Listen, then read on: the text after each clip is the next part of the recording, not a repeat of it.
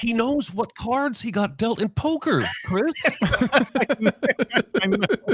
I know. That scene is so dumb. Welcome to Recotopia, a happy home for recommended movies, TV shows, music, video games, foodstuffs, and more from three people you can definitely trust. Trustability varies by region, no guarantees implied.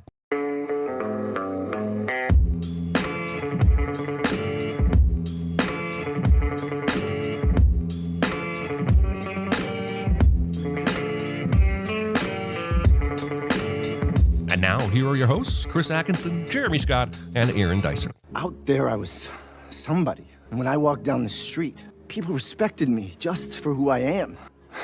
One lady, she even asked me for the time. No way. Hello, everybody. It's Recotopia, episode 105, and today we're going to be doing the year in film 2023. Live before the Oscars, but then when you listen to this, like you get to, your regular person out there that gets our podcast, it's going to come after the Oscars. So we have no idea what's going to win in the Oscar race, but we are doing our own 2023 year in film. I'm joined by Aaron Dicer. Howdy ho, Cinerinos. He's the guy who's seen everything. And I'm also joined by Jeremy Scott. That's me, the guy who's seen the fewest. Yeah, that's true. And I am Chris Atkinson. I have seen the middlest. Well, I think it's only fitting to start off the year with the two movies that basically ruled everybody's discussion.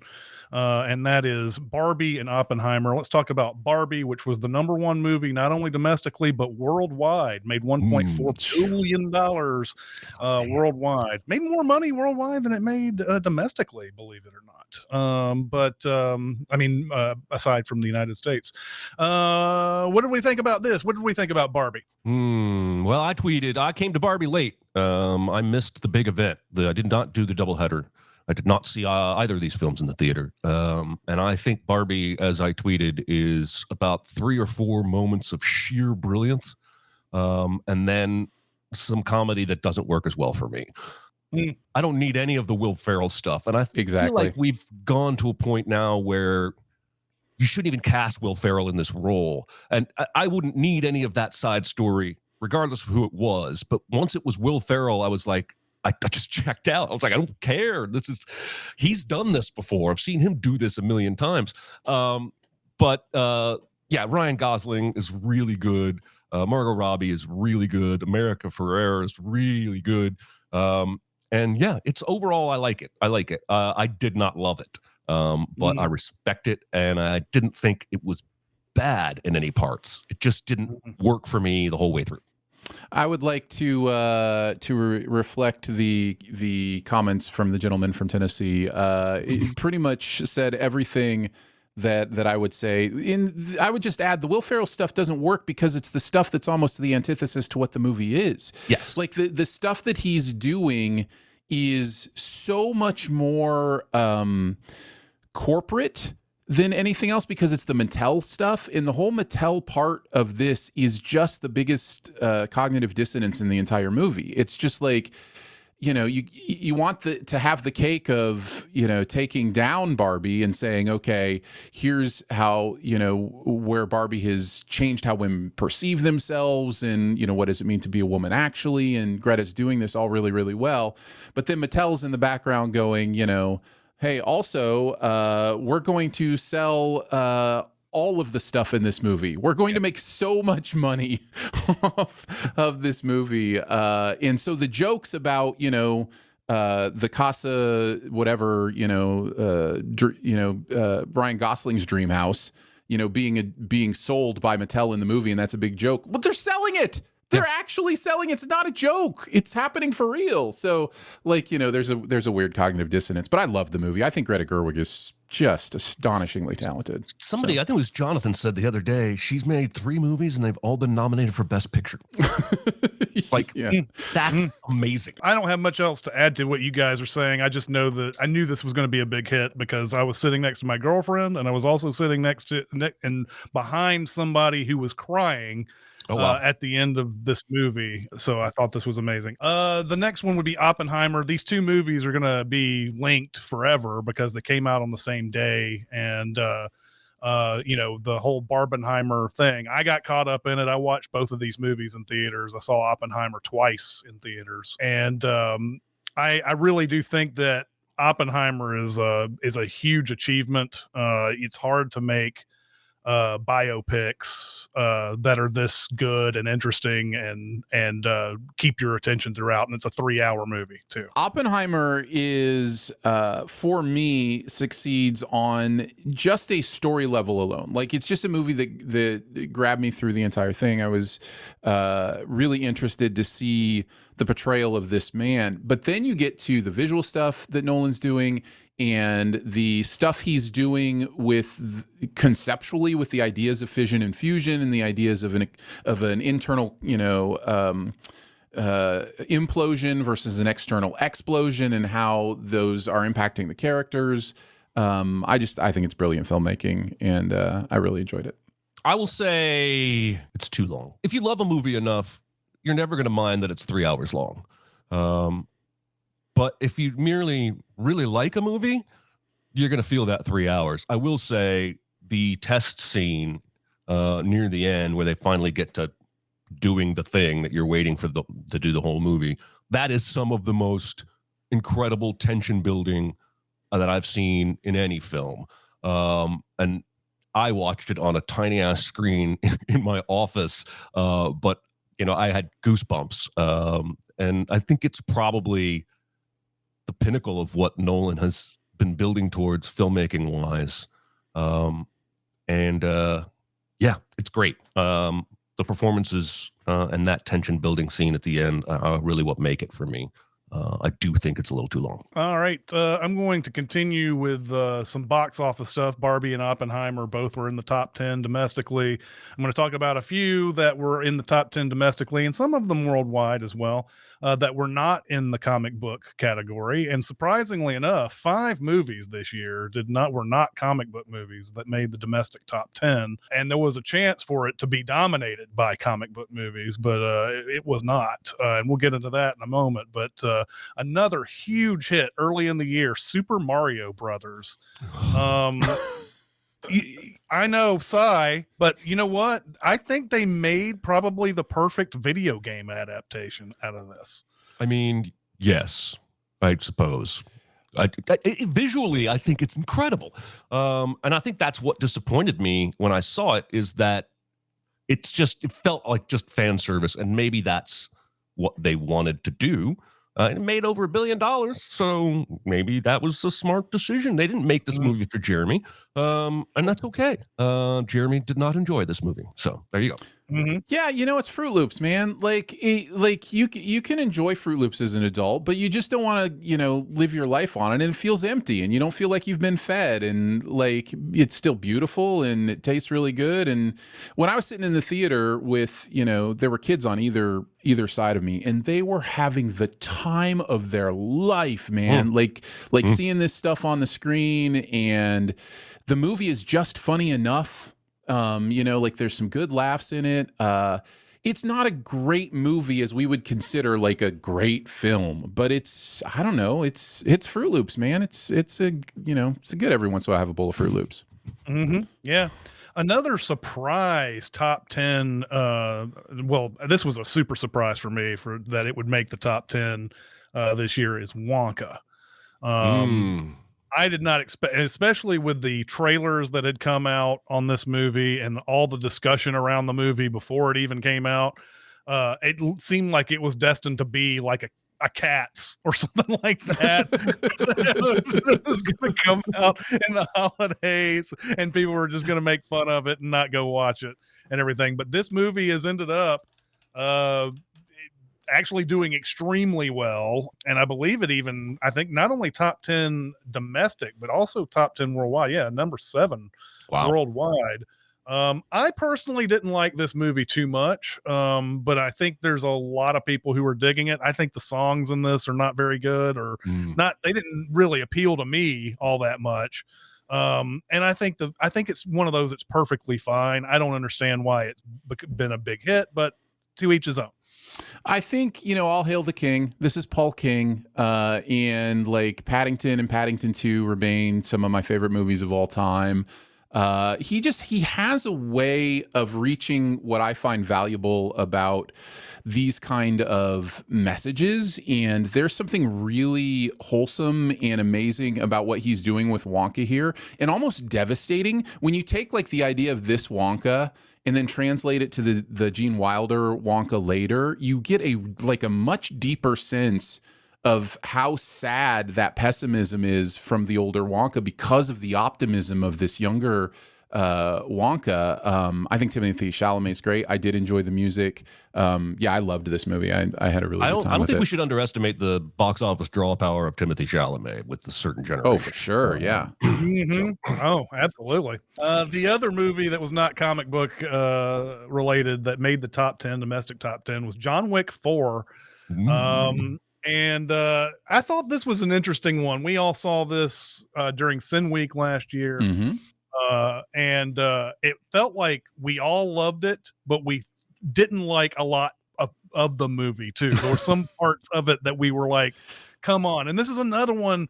I don't know what it is, Aaron. I don't know if you've heard anything. What is it about movies that have to be 3 hours long these days? What is it? Is it sort of the, well, we want to make sure people are getting the bang for their buck post COVID and blah, blah, blah, and all that. It used to be, if you were a business person in the film industry, you would be like, I want to make this movie an hour and a half.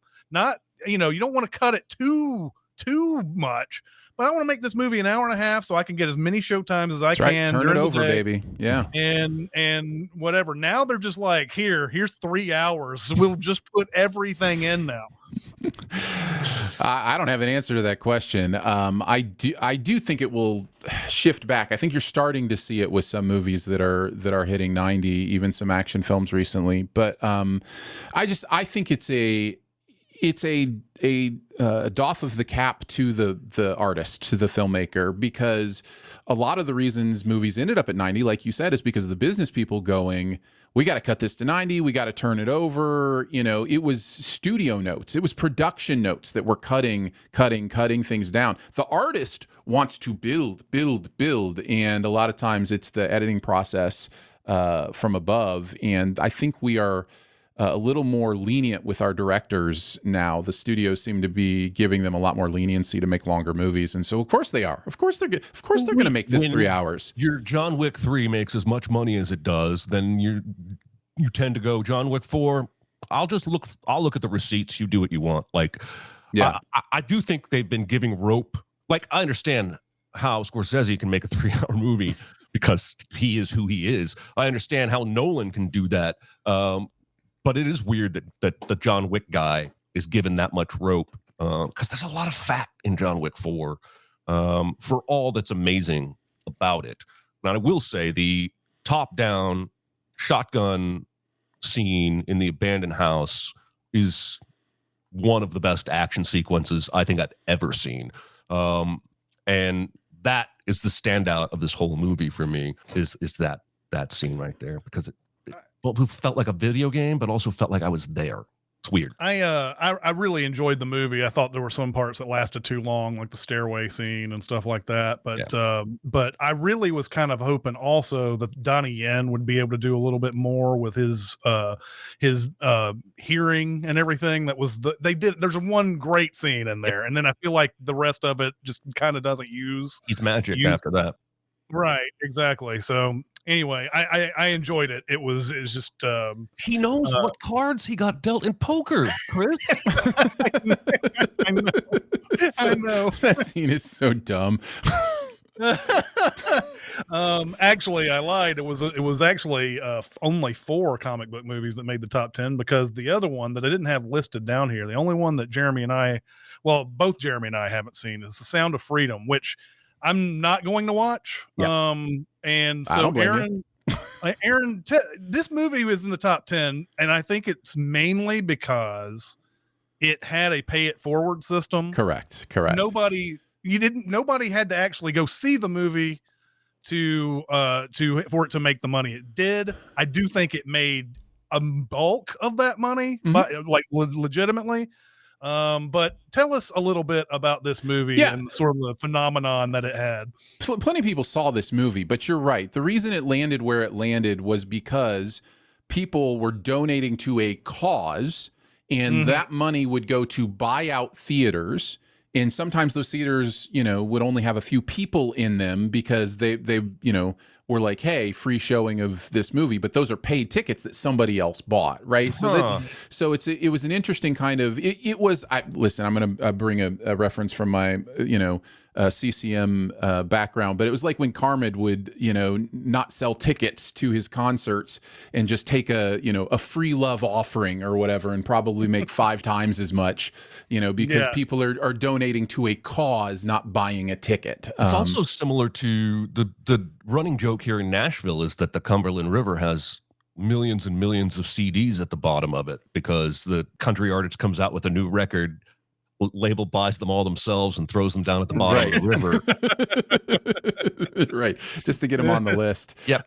The movie itself is fine. It's not a terrible movie.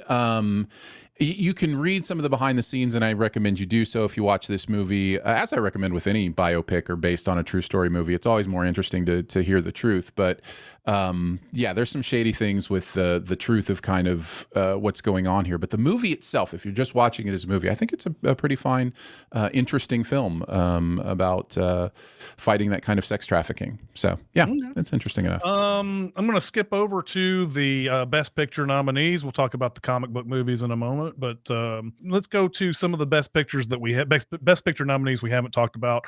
We'll start off with American Fiction, which is an outstanding directorial debut from Cord Jefferson. He didn't get nominated for director, but this is his debut movie, and it's very well assured throughout, and it takes some chances. And it is also, if you saw the trailer, you thought it was going to be like, you thought it was going to be one way, but it's really more about the people in this movie, and it's more about Jeffrey Wright and his relationships with everybody else, his brother, his sister, and his love interest, and all this, and really balances this whole thing out. I thought this movie is fantastic. I'm so glad that it got a Best Picture nomination. Yeah, I just saw this last night. Yesterday afternoon. I watched it with my wife. I stood up when it was over, and I was like, "That was excellent." And she was like, "Yeah." So I'm not sure she enjoyed it as much as I did. And yeah, the trailer is a lie. The trailer suggests it's going to be this zany comedy, fish out of water, having to pretend to be something. And there are bits of that, but it really is a lot more of a drama. And the American Fiction is less the book he's written, and it's more the life he's leading. Jeffrey Wright is outstanding in this movie. And the only reason I won't give it 100 out of 100, I'll knock it down to 99, is I'm just not sure about this ending. I feel like this ending works best if it is the zany comedy all the way through. And it ended up feeling to me like they legitimately were not sure how to end it. So they gave us 3 endings. The actual ending that they end with works very well with the book that he's written. But again, the movie isn't really about the book that he's written. It's about him. I wanted a little bit more closure for him and his relationships than the movie gave me. But it's outstanding. I loved it. Yeah, I love this movie too. It's meta in the best way for me. And what I mean by that is what the movie is doing and showing us and the story it's giving us is not only the message of the movie, but also the message of the making of the movie and the message of who Cord Jefferson feels like he is in Hollywood. To hear him tell stories of, what it means to be black and in Hollywood and making stories, and how everybody's like, yeah, how do we turn this into a black story? How do we make this about slavery? How do we make this about, gang violence or whatever? And so you can tell it's very personal to him. He was one of the main writers on Lindelof's Watchmen series, so you can see a lot of that there. He was also a main writer on The Good Place, and you can see, some of those themes there as well. He may win the screenplay Oscar. He may. I don't think he will, but it's definitely a battle, and I think it's well deserved. I think this movie is phenomenal. On to Anatomy of a Fall, which also earned a nomination for Justine Triet and the actress Sandra Hüller. This is one of those movies that's going to be extremely frustrating for those who want answers. It's one of those the type of things where something happens and we don't know. We are just like the detectives and the lawyers and everybody else in this movie who's trying to figure out what's going on. A lot of smoke that it could be a murder, and a lot of stuff that where you could just be misinterpreting things and it's just a guy who fell out of his barn or whatever. But it's just compelling throughout. It's very interesting how the defense goes about their defense and the prosecution goes about their prosecution. It's one of those that by the end of it, you will have no idea what actually happened, but you can have your own ideas of what happened. What did you guys think? I think Sandra Hüller is just astonishing in this movie. Her performance is so good, and I think it drives the ability of this movie to play both of those sides and to be able to go, okay, what do I believe about what's happening here? Because really what we're doing is we're just getting insight into the personal life of someone and then making assumptions based on that. I also love the French courtroom where anybody can just say anything at any time. That's amazing. Right. It's so fun to watch. Come for the steel drum PIMP and then stay for the amazing acting. So, yeah. Yeah, this is one I didn't get to in time for this show, but I'm hoping to watch it before Sunday. Before the show. It's good stuff. On to The Holdovers, which has got nominations for Paul Giamatti and Divine Joy Randolph. I don't know, Aaron. Divine Joy Randolph is basically the favorite in her category. She's a lock as locks get to win that. Giamatti is kind of a maybe. Most people are saying it will be Murphy, Kelly Murphy. Yeah. But he might win. He might. Yeah, he may be. But The Holdovers was a surprise for me. I love Alexander Payne, but I was kind of surprised how much I loved this movie. It's again, Giamatti. I mean, hopefully, finally, I've railed against this so many times. He's only been nominated one time in his life. I'll never understand that with all the performances. And he finally gets his second nomination, like years after Cinderella Man. I really, really enjoyed this movie. What did you guys think, Aaron? I love it. I think The Holdovers is so fun to watch. I think the thing that stood out to me was how brave's not the right word, but just how assured of itself this movie is, that it can start out feeling like, oh, I see what we're doing here. We're getting the gang together. We're going to meet all of these kids. We're going to have like a Dead Poet Society gang here. And then within 20 minutes, like, nope, just these two. Everybody else is leaving. And it's like, oh, okay. So the movie is so self-assured to just be able to go where the story needs it to go. And because of that, I was just really engaged in the story. And of course, that character is a really fun one to interact with all the high vocabulary insults are just so fun. So yeah. I feel like Payne had a lot of fun writing this script. Yeah, for sure. In terms of giving that dialogue to Giamatti. I told you guys privately that I feel like I could make a case that he's playing the same character he played in Sideways, even though he's not. Giamatti just rules. Like, I think you put somebody else in this movie and it's not quite as magical. There's something about him that's just magnetic, no matter what he's doing, no matter what he looks like. And he has the ability to feel like a real person, even when he's playing an extremely, he's a dickhead in this movie for the most part, but you still like him. It's weird, man. There's power there. But yeah, I really, really like this movie. And a great, I think this was his first film, Dominic Sessa, his first, at least his first starring role, if not his first ever movie. A great debut for him on that. Okay, this one's going to be controversial, I'm pretty sure. Killers of the Flower Moon. I didn't like it. I didn't like this movie at all. I absolutely hate it. Aaron, tell us why we're wrong. You're not going to get much defense from me. I think this movie is a little full of itself, and I think it comes off that way. I think this movie shows you the same thing in different times at different points in the movie. And it's like you already gave me this exposition. Like it shows you something, and then it will tell you something. And it's like, well, if you're, it's like it thought it was show and tell, not show not tell. And that makes the movie a lot longer than it needs to be. I think it's a little bloated, full of itself. However, I do love the choices Scorsese is making with how he decided eventually to present the story. I just think I think he put all the right energy into it. I just don't know that it was the project worth him putting all this energy into. He had to change so much to get it to be the movie that it needed to be. Well, he's even said that he started writing it and then realized that he was telling the story about the white people.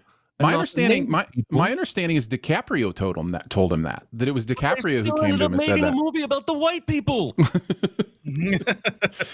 Yeah, sure. I think it's much less that than it could have been. But yeah. And I think especially you look at the end, he's definitely making an effort to make it, something where he as the artist is, trying to put the attention where it needs to be. But then you got Leonardo DiCaprio, and he's the whole thing. He's the centerpiece of the whole thing. I would say Lily Gladstone is the centerpiece of the whole thing. Oh, not the way they made this movie. She's not. I don't agree. Yeah, like for me, if she's the main character, we should know we should see how this is affecting her throughout the whole thing. But we're seeing how it's affecting DiCaprio. Yeah, we're following him all the way. And I that's one thing, Aaron, I think about of this podcast I'm going to disagree with you on the most about on this one, because I didn't get that at all. And I understand at the end of it, he's trying to do this thing like white people have been trying to tell this story, and I feel so much guilt doing the same thing. And I'm just like, dude, you could do this should have been her movie, and it's not. She's gonna win the Oscar, by the way. She's gonna win that, but unless Emma Stone gets this surprise. I think it could be Emma Stone. It could be. But like I thought it was miscast. I thought DiCaprio should have been the detective. I think Plemons should have been the husband. There's a lot of different things I feel like, and who am I to say? Scorsese's the master, right? I'm not a director, but I feel like he made a lot of mistakes making this movie. I am not unconvinced by what you're saying. I think what you're saying is valid, and it could have been my own focus.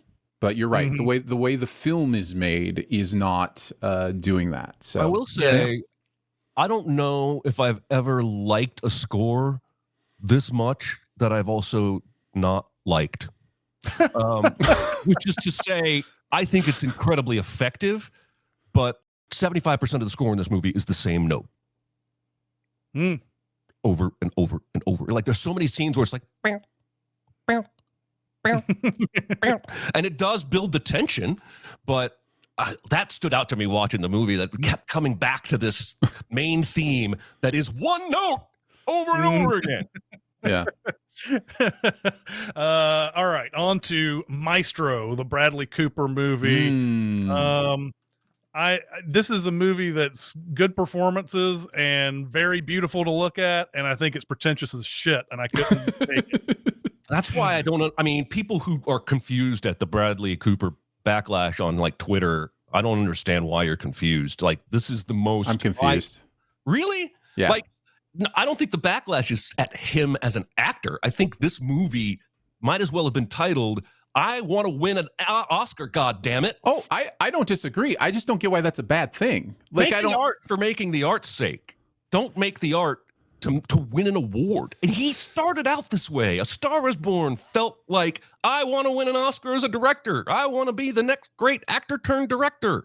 Yeah, I understand what you're saying about doing the art for the art's sake and not the award's sake, but I think those two things are more closely related than you're allowing them to be. I think the idea of making a great Best Picture contender could be seen as, you know, how to make a great movie. Like, that's the idea, right? That the awards award a great film. I think what it is for me is I get annoyed by the phrase "try hard."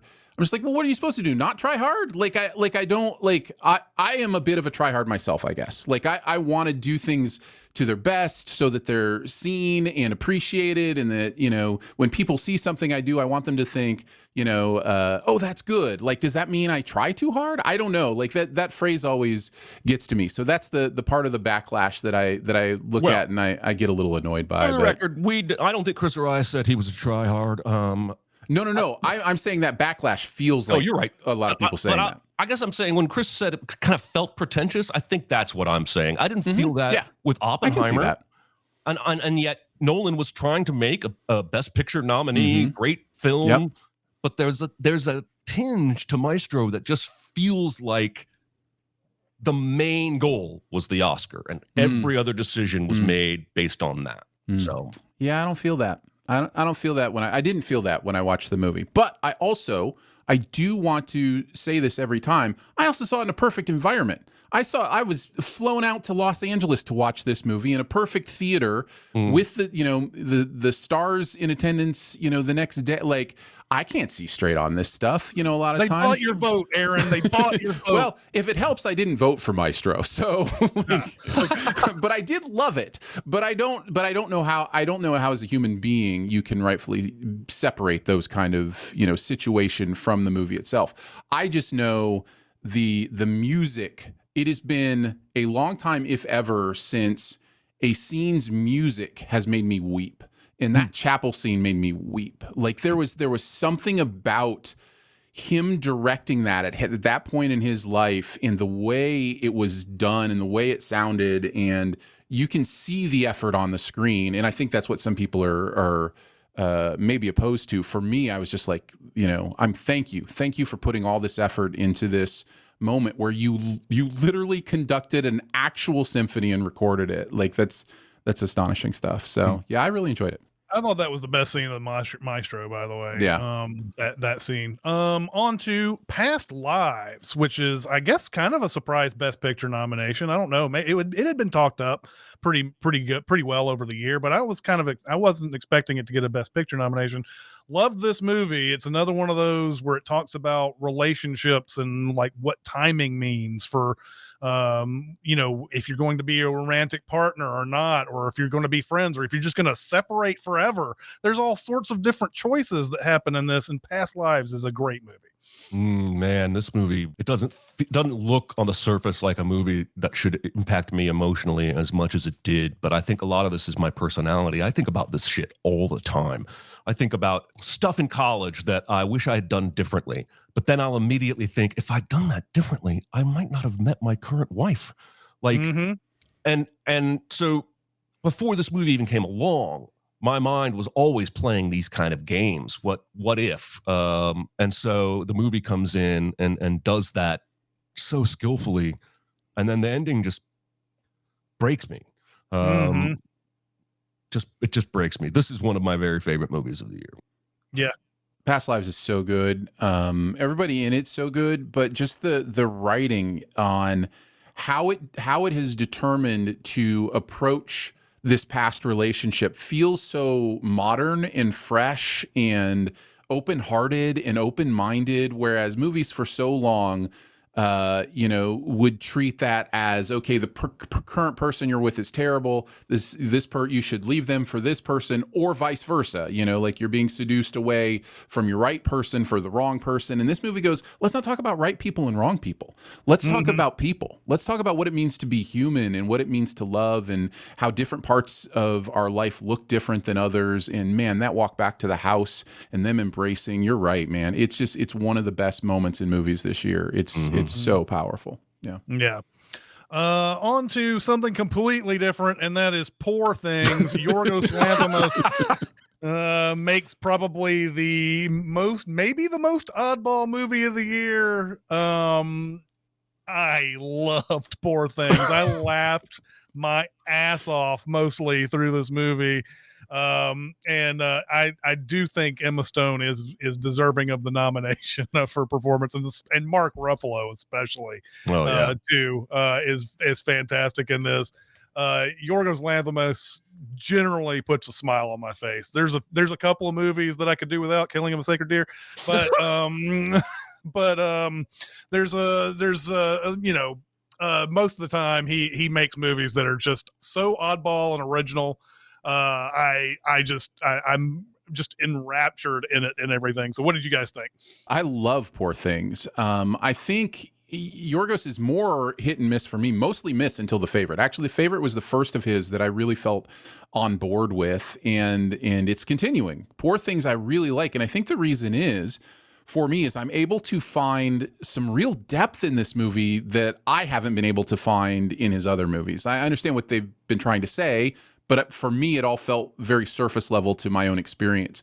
Poor Things talks about humanity in a way that I think is really interesting because of the way he strips away, literally, the ideas of sexuality, nudity, like these things. He makes it so much in your face that it just becomes a natural part of what it means to be. We all have naked bodies. Like, that's just a normal thing. It loses its lasciviousness a little bit, the way that they approach this. And what it allows for us is to understand sexuality and humanity and all these different things in a more practical sense, rather than, without the part of it. It allows us to get past that and to go, okay, what is he saying here about those things, and how they relate to the rest of humanity and that kind of stuff. So, yeah. Prove your point. There's a moment in this where Emma Stone is completely naked, but you're probably not going to be looking at that because of the scene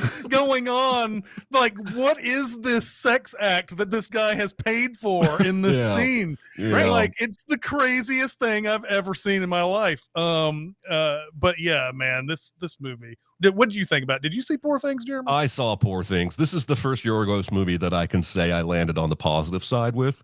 I don't know how many viewings it will take for me to see all that stuff Aaron sees. Sure.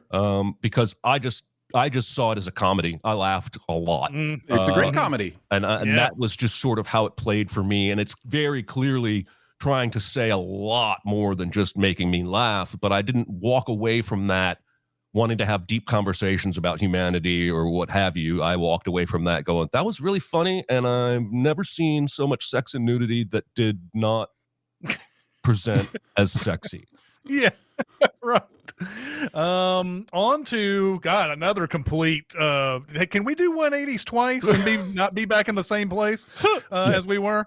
The Zone of Interest is a movie that basically goes over the horror of the Holocaust without showing anything of the Holocaust.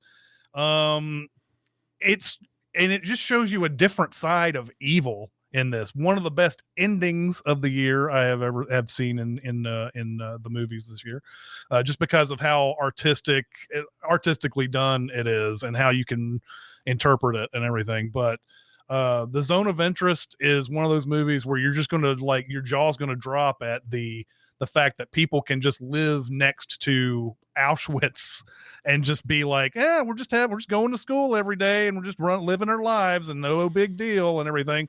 How effective was that for you, Aaron? Extremely, extremely effective. I think the magic of this movie is to put you in the perspective of someone who has completely dehumanized another group of people.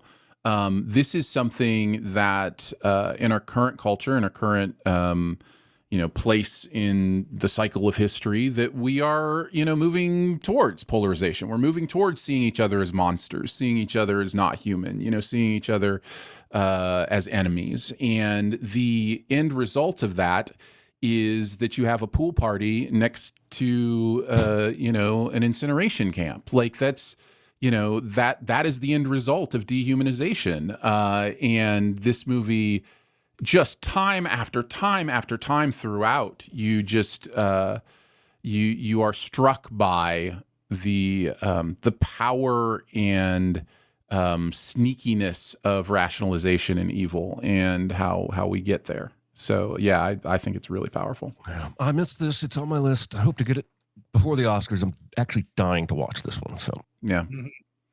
I'm going to move on to the comic book movies now, and we're going to sort of group them all together because I feel like this is a category of that. You know, this is obviously the movies that have been making all the money up until this year, where they kind of fell off big time. And so I want to go with Marvel, and I know that Spider-Man Across the Spider-Verse is not a part of the MCU, but we'll go into that. The 4 movies from Marvel this year. I thought Guardians of the Galaxy 3 was really good. I think it was the best one of the bunch. Spider-Man Across the Universe was right there with it, although the discussion about how Phil Lord and Christopher Miller treat their animators has been kind of a bad sore spot for me when I hear about this. Sure. And then you have 2 movies like Ant-Man and the Wasp: Quantumania and The Marvels, which completely failed. I think not for the reasons the trolls would have you come out and say, but I didn't like those 2 at all. And of course, Ant-Man and the Wasp has its own baggage that it didn't ask for with Jonathan Majors. We're going to get into a lot with the DCEU as well, but what's going on with comic book movies, do you think? And is it something that we're going to need to take a break from, or are they just going to keep coming out with this until they just run it into the ground and we're not interested anymore, and they're going to have to reboot them at some point? they're still planning bigger.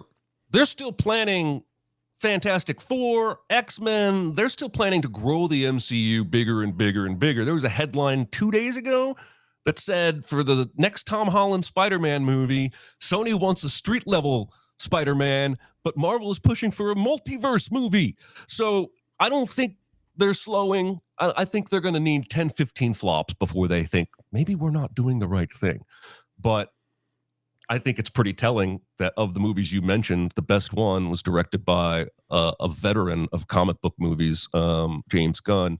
And Quantumania was just a fucking mess, man. That was just a mess. At least the Marvels had Iman Vellani. I think that's how you say her name. I think she's delightful. But that movie's kind of a mess too. But like you said, Chris, I think not in this session, but you said something to me about how the Marvels was one of the first MCU films that you felt like you actually had to have seen all the TV shows right when the movie starts. They just throw Miss Marvel in there, and if you haven't seen that show, you don't even know who the hell she is.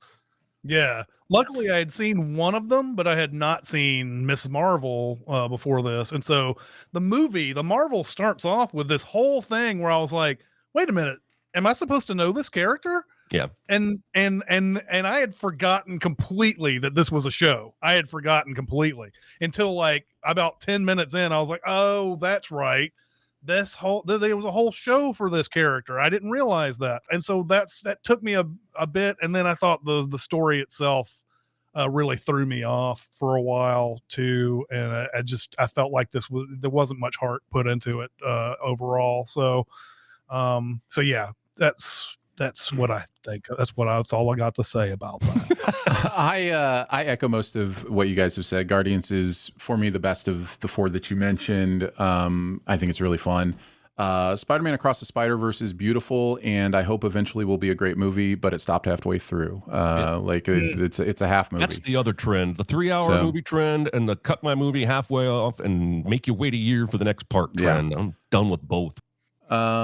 Ant-Man and the Wasp: Quantumania is, to me, just a mind-baffling decision to make this an Ant-Man movie. It takes everything that was wonderful about the Ant-Man movies and puts it in a place where you can't do those things. Like, if you're in the quantum realm, the idea of something giant or small means nothing. It means nothing to me. I don't have anything. The beauty of like the original Ant-Man was like the toy train set and like things you could recognize and going, oh, he's tiny and he's on this thing. And like you look at these characters, you don't even know if they're small or big because it's just green screen, whatever behind them. not only that, you take away some of the funnest characters from the Ant-Man movie. You take Ant-Man, what makes him away, in this movie. Like, it's just a weird choices all around. And I think they were made because they thought they were going to the Kang thing, and that's what they were trying to do.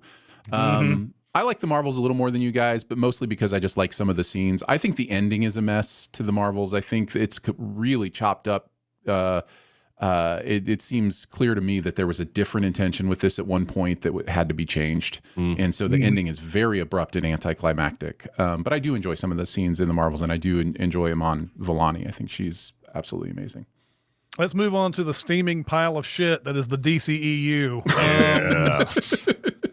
They came out with 4 movies this year, and all 4 of them suck. I think all 4. I mean, I maybe out of this group, The Flash is the best one. No. What do you think is the best one out of this pile of trash? Blue Beetle's the best of these 4. Oh, boy, I hated Blue Beetle a lot. Blue Beetle is just paint none by of them numbers. are great, but Blue Beetle at least makes an effort to be a little bit more than these others, and also has, I think, a star who is a star. I think the kid in Blue Beetle's awesome. You know what though? I will say this about Blue Beetle: if it's not for Susan Sarandon and her whole story in that thing, Man, Blue Beetle might be a good movie. She's so terrible in that movie. Yeah. So Shazam! Fury of the Gods did not do anything. The Flash was supremely hyped and did not deliver. But that's maybe because of Ezra Miller. Who knows? I mean, I don't know what the deal is with some of these movies. They don't make. And then Aquaman and the Lost Kingdom, a lot of that is Amber Heard, but you can't blame Amber Heard for Aquaman failing and everything. So like, oh my God, Aquaman is one of the most tedious movies I have ever seen in my life. And the first one was pretty tedious. Yes, They've made it where these things were like, everything is about going on a quest to go. It's a side quest. It's a continuous side quest to go find artifacts and things. I don't find these interesting anymore at all. And not only is the hero having to go through quests, the fucking antagonist has to go through quests in this movie. And so, like, I just found all of that tedious. I will give you Blue Beetle to a point until Susan Sarandon shows up. Yeah, you're not wrong. But like everything in this, what is going on with DCEU? Or is it just the fact that we hate the people that they've cast, or is it because the movies suck? Which I'm always going to go to that. I'm going to say that the movies suck. That's the reason why. Yeah, they do. They were not good movies this year, but they also shot themselves in the foot when they said, okay, we're going to reboot after these 4 movies. And so then I think they lost a lot of people's interest in those 4 movies, knowing that they're meaningless now. Right, exactly. Lame ducks. They're lame duck movies. They have no power or interest. Yeah. Yep. Since we are talking about box office disappointments, I'm going to go to a section of movies here that they were all based on existing IP. They've done tremendous in the past, but some of these franchises are so old, and I think of these franchises now not so much in terms of what number movie it is, but I'm always want to call them seasons. Like this is like Mission Impossible Dead Reckoning is the 7th season of Mission Impossible. And Hunger Games Ballad of Songbirds and Snakes is the 5th season of Hunger Games. You know, it's that type of thing. Like these movies, okay, I'm going to rattle them off. These are all basically disappointments, though some of them hit the top 10 worldwide and even domestically. Little Mermaid was a top 10 movie, I believe, both domestic and worldwide. But I don't think Disney is happy with the amount of money it made. It was like $500 million worldwide, and it probably cost $200 to even make this thing. So I don't think they're happy with that. Indiana Jones and the Dial of Destiny, I thought that was a terrible movie. I didn't like that at all. That one failed pretty much. Mission Impossible Dead Reckoning, I hate to say it, was underwhelming. I watched this just with as much excitement as I've had the last few Mission Impossibles, and I feel like now they're starting to tread water a little bit. The Hunger Games, A Ballad of Songbirds and Snakes does this like prequel thing, and I'm like, again, why do you go to a movie called The Hunger Games? tropes? Do you go because you're worried about the political strife that's going on in the movie, or do you go because you want to see people kill each other in an arena? They have not figured this out since the first movie. Nope. The movies after that were all pretty much political strife, and they did gangbusters, but I don't see the appeal of those type of things. Transformers, why did they even make another Transformers? I will never understand this. And then Fast X, which actually was in the top 10 worldwide. It made 700 million worldwide. That's down though from the previous entries, isn't it? It's extremely down. Like the Fast 9 made 700 million. They haven't made $1 billion since Fate of the Furious. So now Fast 10 was a movie that I was actually enjoying for a second there. I was like, whoa, I kind of like this Jason Momoa being the Joker type of thing through the movie and everything. And I was like, oh, this is pretty interesting. And then it became so Fast and the Furious after that. And I hated it, every bit of it after that. The whole scene where he's like guiding the bomb through Greece or whatever, or Rome, I was like really enjoying it. And then it kind of like after that, I was like, okay, you lost me. So anything you want to say about these 6 movies? I get to watch here's how I watch the Fast and Furious movies. One of these two people who's co-hosting this show with me assigns me to write sins for a Fast and Furious movie. And that is how I watch the Fast and Furious movies. And so I believe my coworkers think that it brings out an anger in me that is humorous for viewers, and they are probably correct. But yeah, these movies, I haven't enjoyed anything about these movies since the first one. I actually like the first one. I think the first one's a pretty good movie. But yeah, no, I got nothing else to say. I'd said a lot there, but it was all negative. The important thing is to know that Christopher Nolan loves the Fast movies. That's the important. That's the important thing. I do like a couple of these movies. I don't love any of these movies. I think we're seeing Hollywood hopefully start to understand superhero movies aren't guarantees, sequels aren't guarantees. Like if you can get that through your head, maybe we'll see some more, original stuff and less IP driven stuff. But yeah, 2 of these movies on this list, Fast X and Mission Impossible, are also part 1s. So like here we go again with planning on 2 movies to tell one story. Now, I think Mission Impossible does it better than most part 1s. Like there's an actual objective that is met. That's the end of the movie. And then we'll find out the next objective for the next movie. Fast X is a terrible end. Like it is a complete stupid cliffhanger. Like dude, I remember talking with you on Slack. I was halfway through the movie and I was talking about how bad it was, and we were like, wait until you find out it doesn't end. And I was no. I was actually shocked when I saw it got to the end of Fast 10, and I was like, huh? They just left that open at the end? They just what? Yeah. What?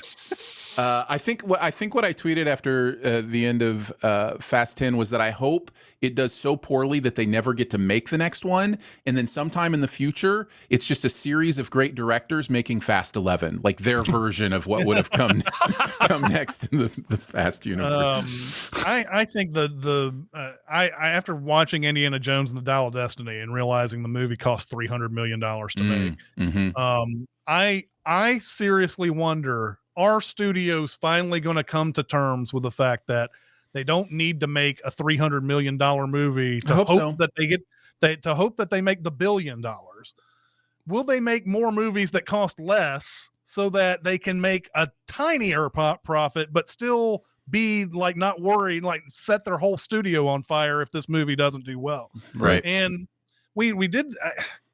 Jeremy knows that I railed against media back in 2005 when they were talking about box office slumps and everything. It's like the movies that were coming out were not good, but they kept coming out with these think pieces about like, well, maybe people don't like going to movie theaters anymore, or maybe there's all this other stuff. And every article was not about the movie quality themselves. And I was just dry. It drove me insane. And the same sort of thing was happening with these movies, these 6 particular movies. Oh, is nobody going to the movie theater anymore? Obviously, that's not the case, because Barbie and Super Mario Brothers made $3 billion between them. So don't give me this nobody likes to go to movie theaters anymore. They didn't want to go see these movies. Give me a fucking break. So That's what it comes down to. You got to make better movies. You got to make stuff that people actually want to go see. It doesn't really have to do with a sequel being like, oh, this is an old franchise or anything. Just make a movie people want to go see. That's all that you've got to do. I know it's harder. It's easier said than done. But don't give me this bullshit and say, oh, what's wrong with people? Yeah, blame the audience. Yeah, exactly. All right. The other Oscar nominees in acting, we can go over these pretty quickly, I think. Yeah. We've already gone over most of the Best Picture nominees, which also have the bulk of the acting nominees. But the ones that were kind of like just acting, Rustin, what a big year for Coleman Domingo, who was in Color Purple as well, and he was the voice of Unicron and Transformers. But Rustin is a tour de force performance for him, and I'm glad he's getting some recognition. I wish the movie was a little better, but he is astonishing in it. Yeah. Yeah, exactly. And then we have Naiad, which I had not heard of this movie until the Oscar nominations came out. I was like, what the hell is this? But Annette Bening and Jodie Foster both nominated, and I think deservedly so. I think they're very, very good in this. And this movie was a lot better than I thought it was going to be when I read the description for Wait it. until you get Catch Me If You Can on it.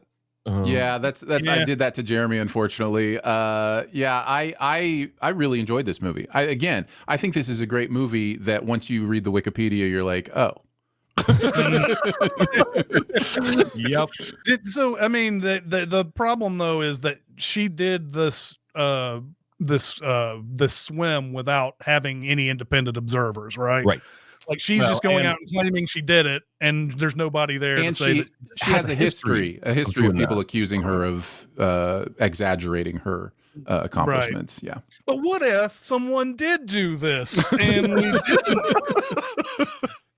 And the final one is The Color Purple with Daniel Brooks. Much like Wonka, I did not like the songs too much in this, and I know this is a Broadway musical. I believe it's a Broadway musical that they've made into this basically a remake. And I love the original Color Purple. I think that movie is amazing. Mm-hmm. This movie left me a little cold. I didn't really like it too much. I thought it was okay. What did you think about this?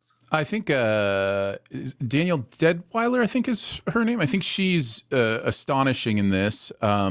And some of the singing, like Fantasia Barrino, some of the songs she does, her voice just blows me away. Yeah, but I also was a little underwhelmed overall, but I am a sucker for a Broadway musical, so I liked it. Here's my experience with this movie. This is like Wonka, a movie that was not billed as a musical, at least where I saw. So I'm flipping channels. I see The Color Purple. I'm like, I like the original. Let's see what they've done with it. And once they burst out in song, I flipped away. Not because I hate musicals, but because I hadn't settled in for that. I had settled in for a serious drama. Mm-hmm. And it's not that the movie doesn't contain drama. I'm just saying this is what happens when you don't tell people your movie is a musical. It's weird. Some people are going to stop watching when you start singing. But there are enough people that love musicals. I don't understand why they're trying to bait and switch so much with this stuff. Mean Girls did the same thing. Yeah. Mm-hmm. It's so weird. Yeah. We're going to go on to the animation side, and we've already talked about Spider-Man. How about, I think, what is probably the Oscar contender for Best Animated Movie, The Boy and the Heron. Hayao Miyazaki, once again, bringing us... Is he? I mean, this guy's undefeated. It feels like. Absolutely. This movie's great. Yeah, I haven't seen it. I can't comment. I'm dying to watch it. It's Miyazaki. It's you kind of know what you're getting in that it's going to be ethereal and metaphorical, and yet there'll still be a very human core emotional story to it that you can also attach yourself to. You'll see things you've never seen in animation before. It's brilliant. I hope it wins. Yeah, I think it deserves it this year. It's incredible. Yeah, absolutely. Every time you see a Miyazaki movie, you're going to see something you're just like, that's just going to fill you with joy. Like it's just those, I don't remember what they call them, those little, white balls of bouncing future babies that are just jumping around in the whole thing. Just all you're gonna do is just sit there and just smile because they're so cute and so lovable and everything. And he's never afraid to be just I don't know, his what feels like his 15-year-old self when he makes movies.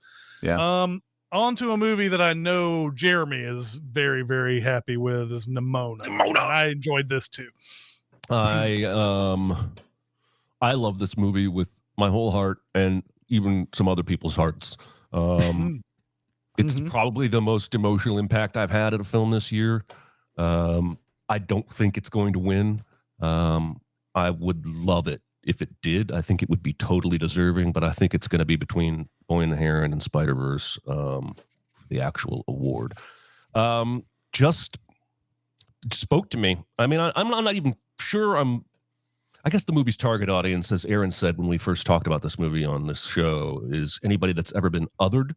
And I was definitely that in my life growing up.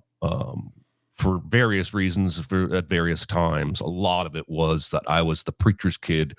And so kids would stop conversations when I walked in or would like apologize for cussing in front of me. And it always made me feel different. And this movie wants you to not feel that way. And I think greatly succeeds. Yeah. Yeah. I echo all of that. The Nimona's great. That moment, speaking of, movie moments of the year, that moment standing on the sword of the giant statue and is just, it'll stay with me forever. It's just beautiful. I also love too how our main character continually tries to ask why are you able to do this transforming stuff, and she's always like, that's not very important, don't worry about that. and everything. So I really enjoyed that too. I was surprised how much I liked Nimona, actually, even with all the hype. Chloe Grace Moretz's voice work in Nimona is outstanding, to the point that I had no idea it was her until after I'd seen the movie. She's great. Yeah.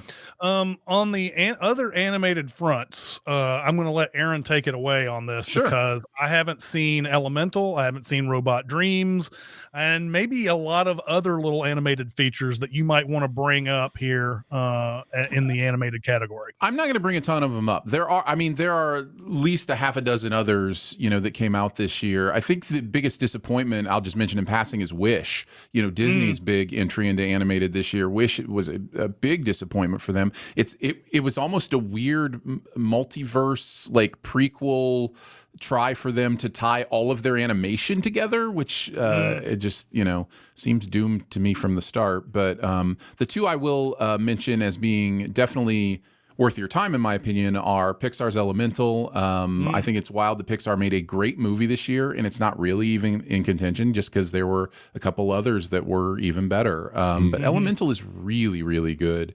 And Robot Dreams is good. It's kind of past lives animated style, like for dogs and robots. It's got that kind of feel to it. It's completely dialogue free. So it's all in the story, but it's beautiful and touching and says some things I wasn't expecting it to say, kind of like past lives. So yeah. Yep. All right. And all the other animated movies sucked. On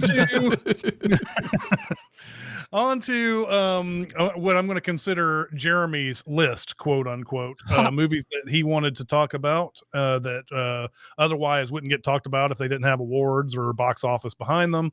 Let's start off with a movie that I really loved, and that was Dungeons and Dragons: Honor Among Thieves. Another John Francis Daley, Jonathan Goldstein of Game Night fame making this movie. It has probably my favorite, funniest moment of the year, but I'm going to let you take it away, Jeremy.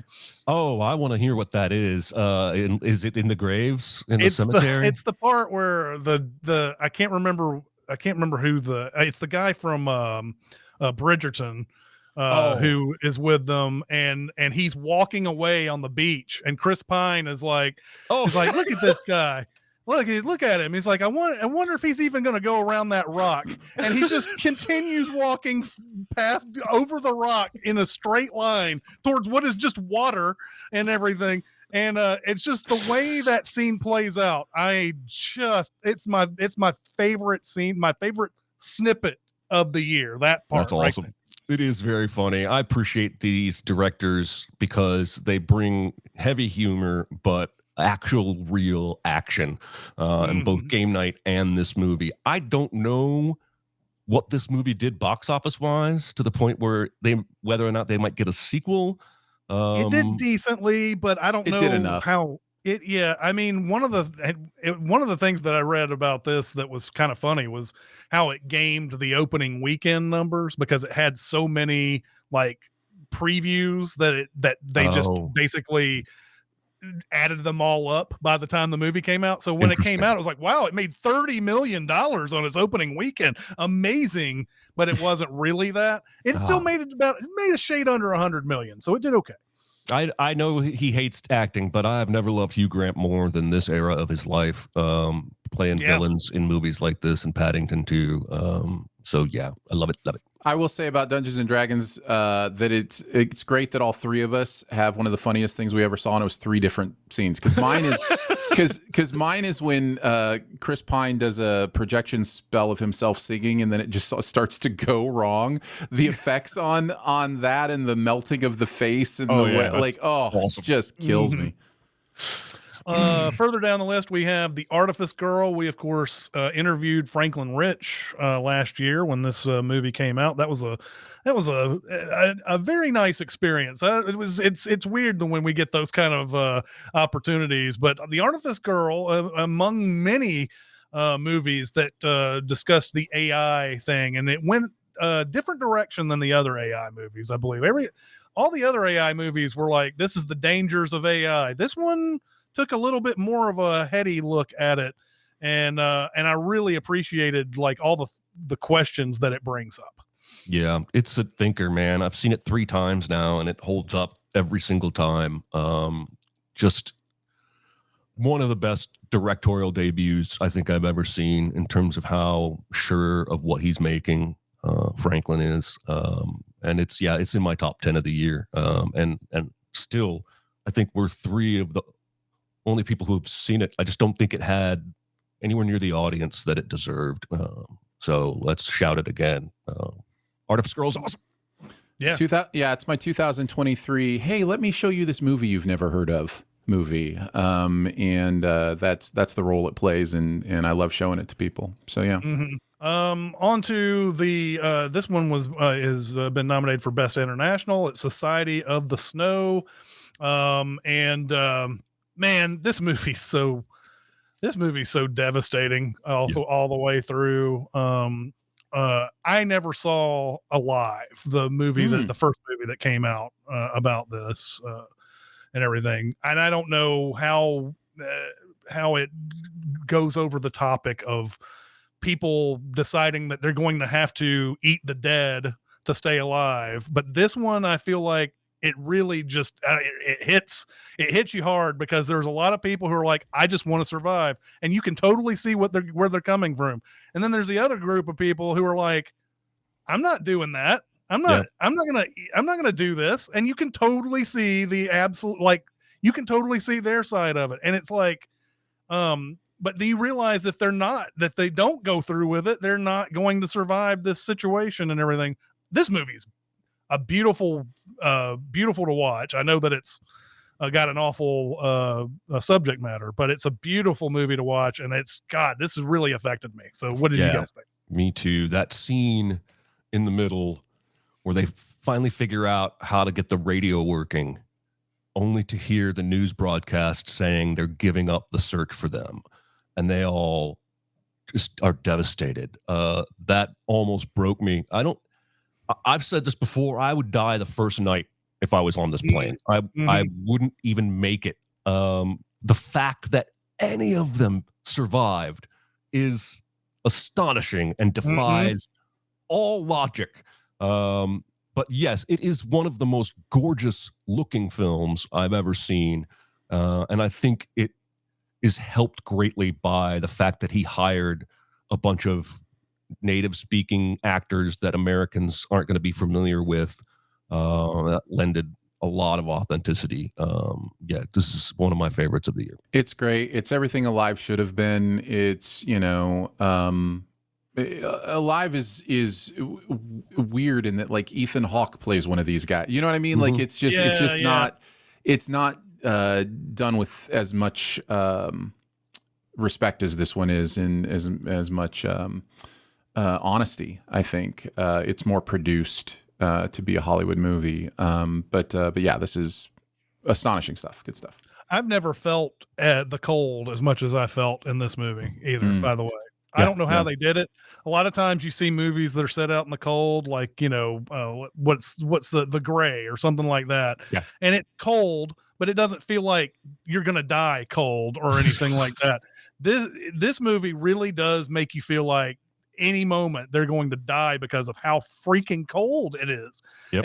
And every time they walk away from the plane, that's just like possibly a death sentence, because they're going to have to be out in the middle of all of this with no coverage whatsoever. I've never felt it as much as I felt it in this. It's kind of crazy, the trick that they pull on this one. Yeah.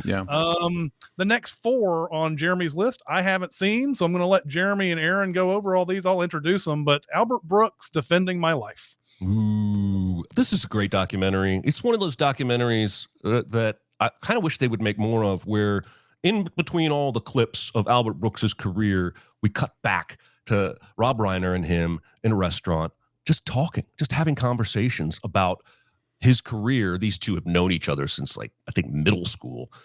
So he's the perfect person to be talking to Albert. Albert Brooks is one of my favorite actors ever, so that probably helps with my enjoyment here. Really quality documentary. Yeah, worth watching just to see Albert Brooks tell these stories. It's a lot of fun. Yeah, I'd recommend it as well. The next one is No One Will Save You.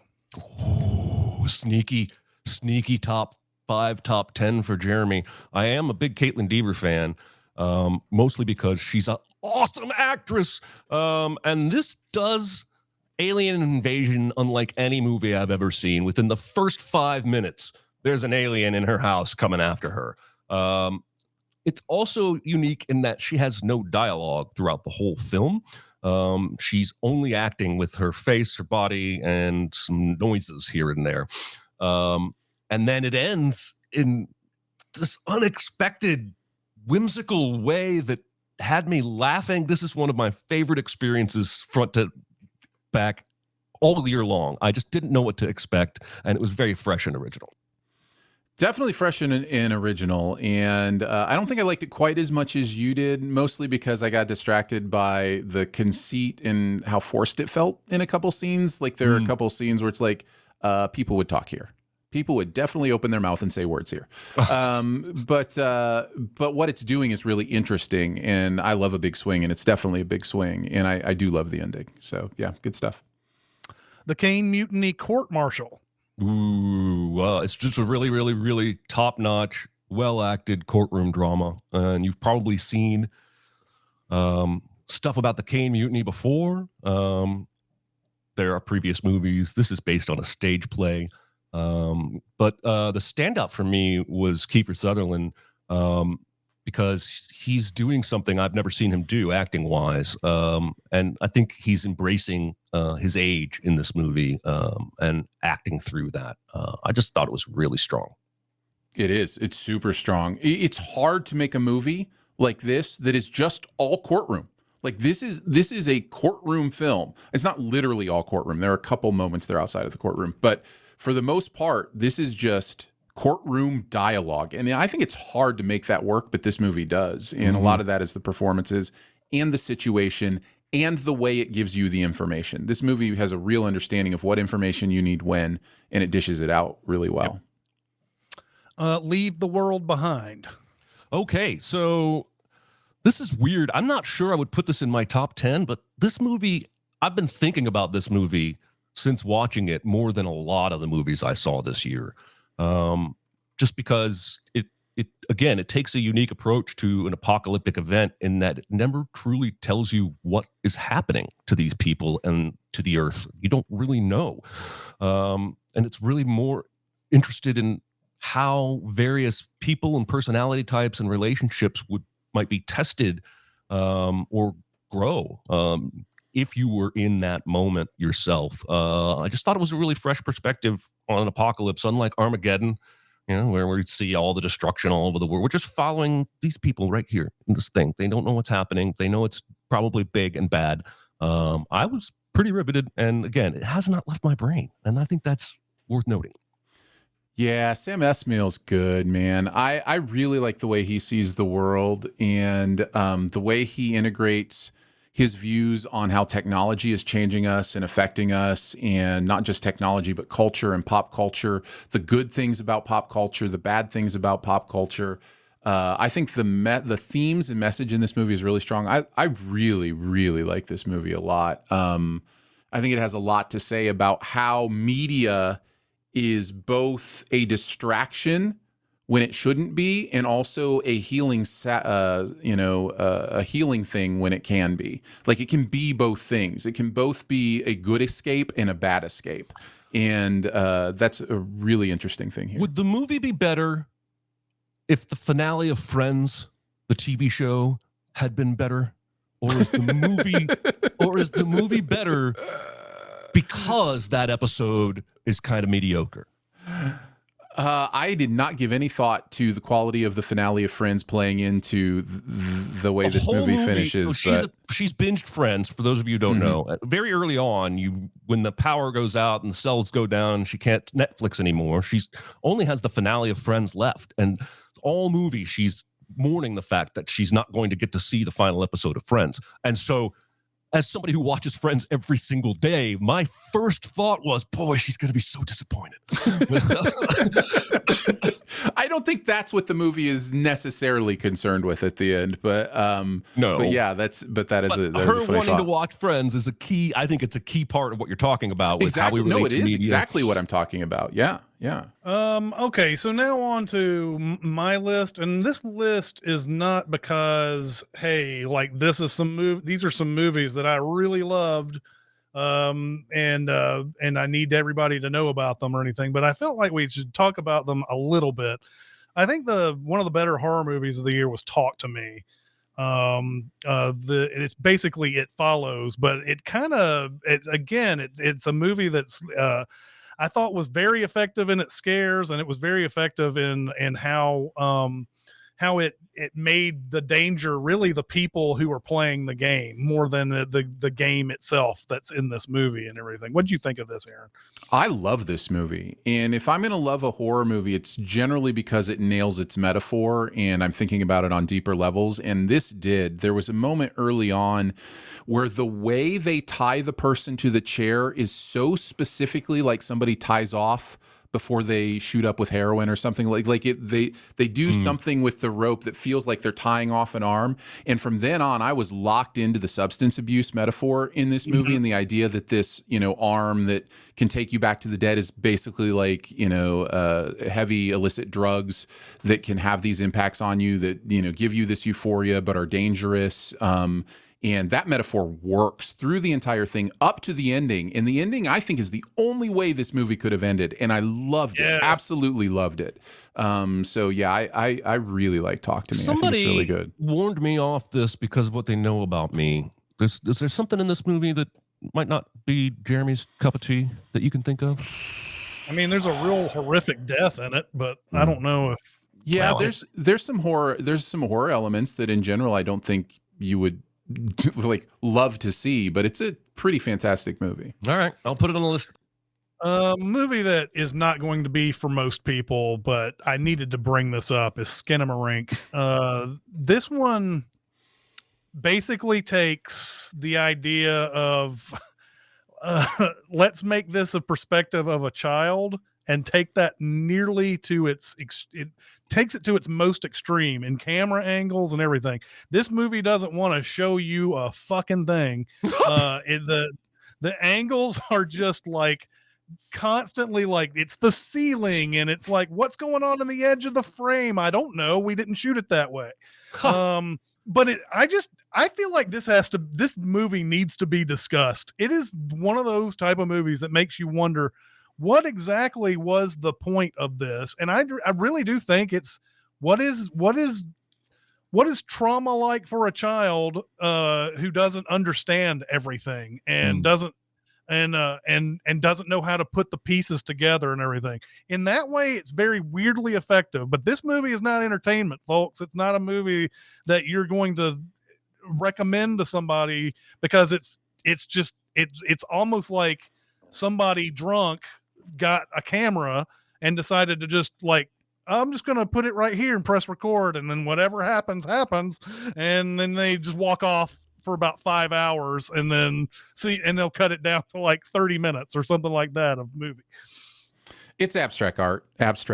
It's it's everybody can take something different from it, although the artist probably had a story in mind, an idea of what was happening in this world. But it's just weirdness, and it's like looking at abstract art and you go, okay, this is art, I guess, but I'm not, or maybe you lock into it and you're like, oh, this is amazing, and here's why I like it because of what it does here or whatever. But it's not your typical narrative film, that's for sure. So if you do watch it, be ready to know you're in for something very, very different. And I would highly warn you off gummy before watching something like this. Another movie I wasn't entirely a huge fan of, but I really enjoyed a performance in was Infinity Pool, and that's mainly because of Mia Goth, who has suddenly just who seemed like was going to be kind of an afterthought character actress for a really long time, and now is like a in-demand almost star and everything. Of course, there's some stuff coming out about her on the set of this last movie that she's on, kicking an extra and everything. I hope that's not true. But in Infinity Pool's not, I don't think it's a complete success as a movie, but it's Mia Goth is amazing in it. Do you have any thoughts on Infinity Pool, Aaron? It's another very strange horror movie that's willing to be bold with its choices. I don't know that I fully locked into what Infinity Pool was saying. I think there's some stuff that's pretty easy to gauge, on the surface, about what it's saying. But yeah, by the end I was like, maybe I'm misunderstanding this movie. So I didn't fully lock into it. Same here. And then we had a movie that sort of took the internet by storm, like Snakes on a Plane did a few years ago. Although Snakes on the Plane really wasn't that big of a hit. Cocaine Bear sort of like got everybody's imaginations running, like, oh, what would happen if you had a bear full of cocaine? And of course, the real story this is based on isn't nearly as exciting as this movie is. But this movie was very one joke for me, and I ultimately didn't like it all that much. But I felt like we needed to talk about it because it was a movie early on in the year that just like everybody was like wanting to go see, and this is going to be fun at the movies again. But after about 30 minutes, you realize, oh, a lot of the jokes are going to be, oh, that bear's on cocaine, and that's that's the joke. So, what did you think? Yeah, same. I think this movie may have had some post-production issues. It feels really cut up to me. It feels like they changed some stuff in there. I laughed several times during this movie. There's a moment where somebody has gone through everything, and then when the ambulance drives away, they fall out the back or whatever. That whole comedy of errors part was really funny to me. But other than that, that's a Simpsons joke. Yes, no, I know. Oh, okay. All right. I'm not saying it's original, just saying I laughed. Okay. But that's actually one of my favorite Simpsons gags ever. A movie that was recommended to me by a friend was Flora and Son, and I think the John Carney world of movies where you have Once and Begin Again and movies of that nature, they're really very nice comfort food, and this is no different. All conflicts don't weigh the movie down for 10 minutes while they sort it out. It's basically just like, oh, here's a conflict, and then by the next scene it's just like, oh, let's just say our sorries and move on. It just constantly wants to be a happy movie. I think there's a really good performance from Eve Hewson. All of his movies are basically about music and trying to express yourself in a way through music. And I really, really enjoyed Flora and Son. I don't think very many people saw it. What did you think of this? I loved everything about this movie except Joseph Gordon-Levitt. I don't know what I feel like he was miscast. I didn't buy him in the role. I didn't buy him in this world. Like the authenticity that everybody else that I felt with everybody else in this movie, he just felt like he was this weird thing that didn't belong. And that affected my ability to buy into the overall romance, those kind of things. I thought Jack Rayner was great, who I remember in Midsommar. And I think he's great here. You mentioned Eve Hewson, just absolutely amazing. Everybody's in this is great, but just JGL just kind of took me out of it. So I agree with that.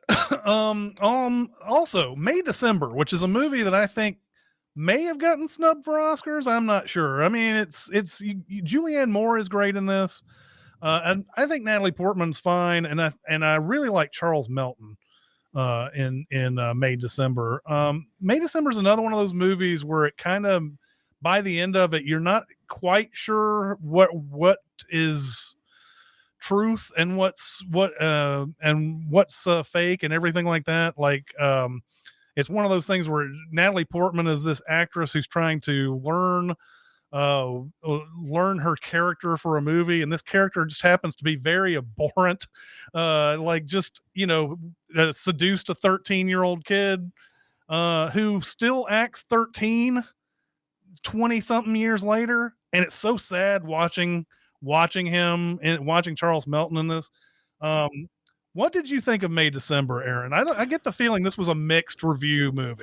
Yeah, I didn't like it that much. I agree that the performances are good and interesting. I was distracted so much by the message of this movie being contradicted by making this movie. What it felt like what this movie was trying to say about the exploitation of this real life event, and like that it felt like it was getting away with it because it was meta. Like if we do it in a meta way where the Natalie Portman character is like, exploiting it by becoming this person or whatever, then we don't bear the responsibility of also exploiting the situation, in this way. And I just had a hard time getting through that. Add to that the fact that I didn't like the mixed tone in it. Some people really did, but there's I think the clip that a lot of people love is the hot dog clip, where she says, we're not going to have enough hot dogs. And then the overly long take of her with the music crescendoing as she opens the refrigerators. I don't think there's going to be enough hot dogs. So for they actually sent a thank you card of this movie with her opening the fridge, and I'm showing it now. And when you open it, hot dogs on a grill. And then there's a pause. Yeah. So like they know like the tone is out there, but then they also want the authentic tone as well. So it didn't work for me. It just didn't work. Then a movie that probably should have done a lot more, should have done as well as the other Godzilla movies that have come out, is Godzilla -1. Yes. This movie's really, really, really good. It got it back to what the original Godzilla was about, which is thinking about Godzilla in terms of the social categories that it's bringing up in the movie. What did you think about Godzilla -1, Aaron? It's amazing. It is what should work about the Godzilla movies done perfectly, which is that they are a commentary on something that Japan has dealt with, very, very specifically, after being nuked and the idea of nuclear war and things that happen in the war. It also takes a different aspect of that, which is kamikaze pilots and the idea of honor and value and worth. So it takes these real things and then it lets it be about the humans around the monster instead of just, oh, look at the big monster destroying things. Like we are connected to the actual human beings in this story, and that's what works about monster films for me. And this movie really, really works. Yeah. Want to see bad? Want to see bad? No announcement yet on Blu-ray or streaming. Jeremy, mad.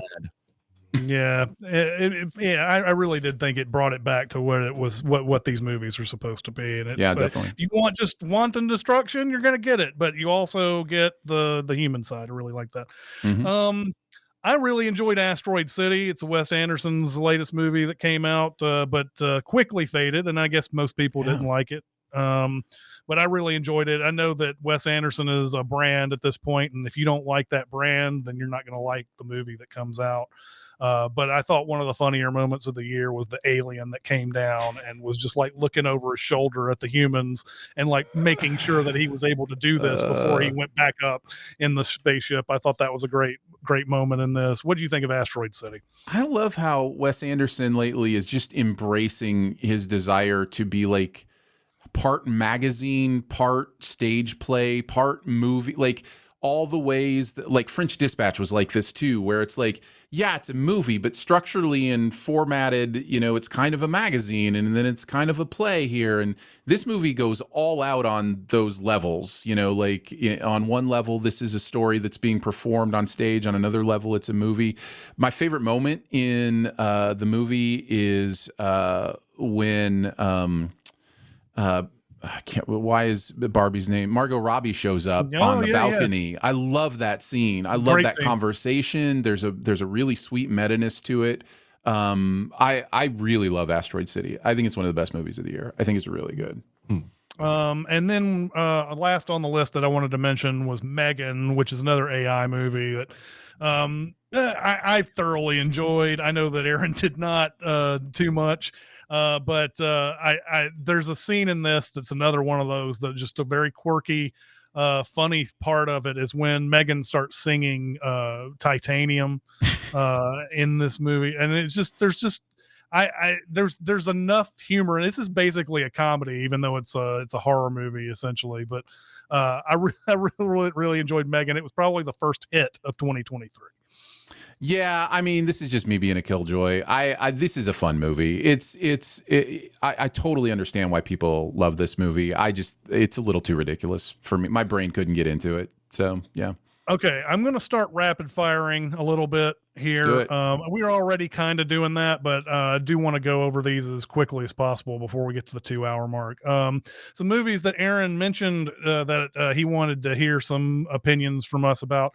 Sisu, which is that one-man wrecking crew old man movie. Oh my God, this was a lot of fun. Yeah, it is. It sure is. Yeah, you picked the most famous sniper killer soldier from the most famous war ever, and you decided to pick on him, and now you and 50 of your friends are gonna pay so dearly. I loved this movie. Mm-hmm. Yeah. I didn't love it as much as you guys, but like I wanted to talk about it because it is one of those movies that it's like it's doing a very specific thing and it's doing it very, very well. It is one of the all-time go on and shoot this guy already type movies. Yes, because they do just not do that. They could do it and just don't all the way through the movie. So it's one of those. Well, and stuff like the hanging scene, it's so ridiculous and it's so funny. Yeah. But yeah. Bottoms, which I thought was so uneven that I couldn't enjoy it 100%. I thought it was hilarious when it was trying to be hilarious, but when it was trying to add heart to all of the stuff, it didn't work for me. But what did you guys think of Bottoms? I feel about the same way, actually. I think I liked more than I didn't, and I laughed a lot, but it tonally felt uneven to me for sure. What's interesting is I don't remember much of the authentic. I remember it being pretty much straight Heathers, you know, like where you're not supposed to buy into any of it, but it's just this kind of fun alternate reality kind of thing. But maybe it was there and I just missed it. I would have felt the same way. I would have been like, well, that feels a little off for how I've been experiencing this movie. But that experience, that Heathers type experience, I really, really loved. I thought there was a lot of really fun stuff. And this movie is clearly not on planet Earth. There's so many things in here that just don't make any, they're not obviously not real. Like this is not a real anything, but I enjoyed it. I just thought it was a little too uneven for me. Then there's Plane, which I was expecting a completely different movie when I watched this. Interesting. You I think you'd thought it spend was more just time gonna, on the plane? I did. I thought it was going to be all a big plane movie, and it was more the plane crashes and they're having to deal with people on an island and all that. And it's a pretty good action movie, I would say. It was fun. What do you Yeah. think? What's wild is that island is like they fictionalized a lot of it, but that's real. There is a real island in that location that is basically lawless, where it's completely run by militants and gangs and whatnot. I thought that was fascinating. I mean, Mhm. I wouldn't want to go there, but I thought that was interesting. This is my movie of the year that's better than it has any right to be. This movie should be terrible, and it's not terrible. It's actually a fairly decent action movie.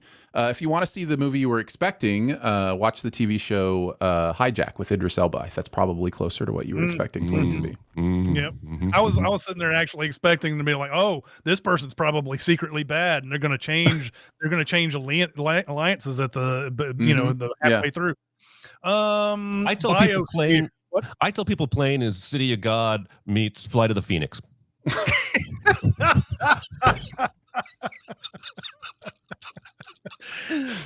That's correct. Sure. Yep, absolutely.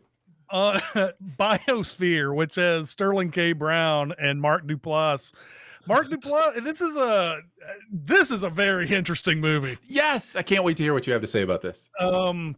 So Mark Duplass used to be the president of the United States, and he's buddies. He's a lifelong friend of Sterling K. Brown, who was in a part of his administration.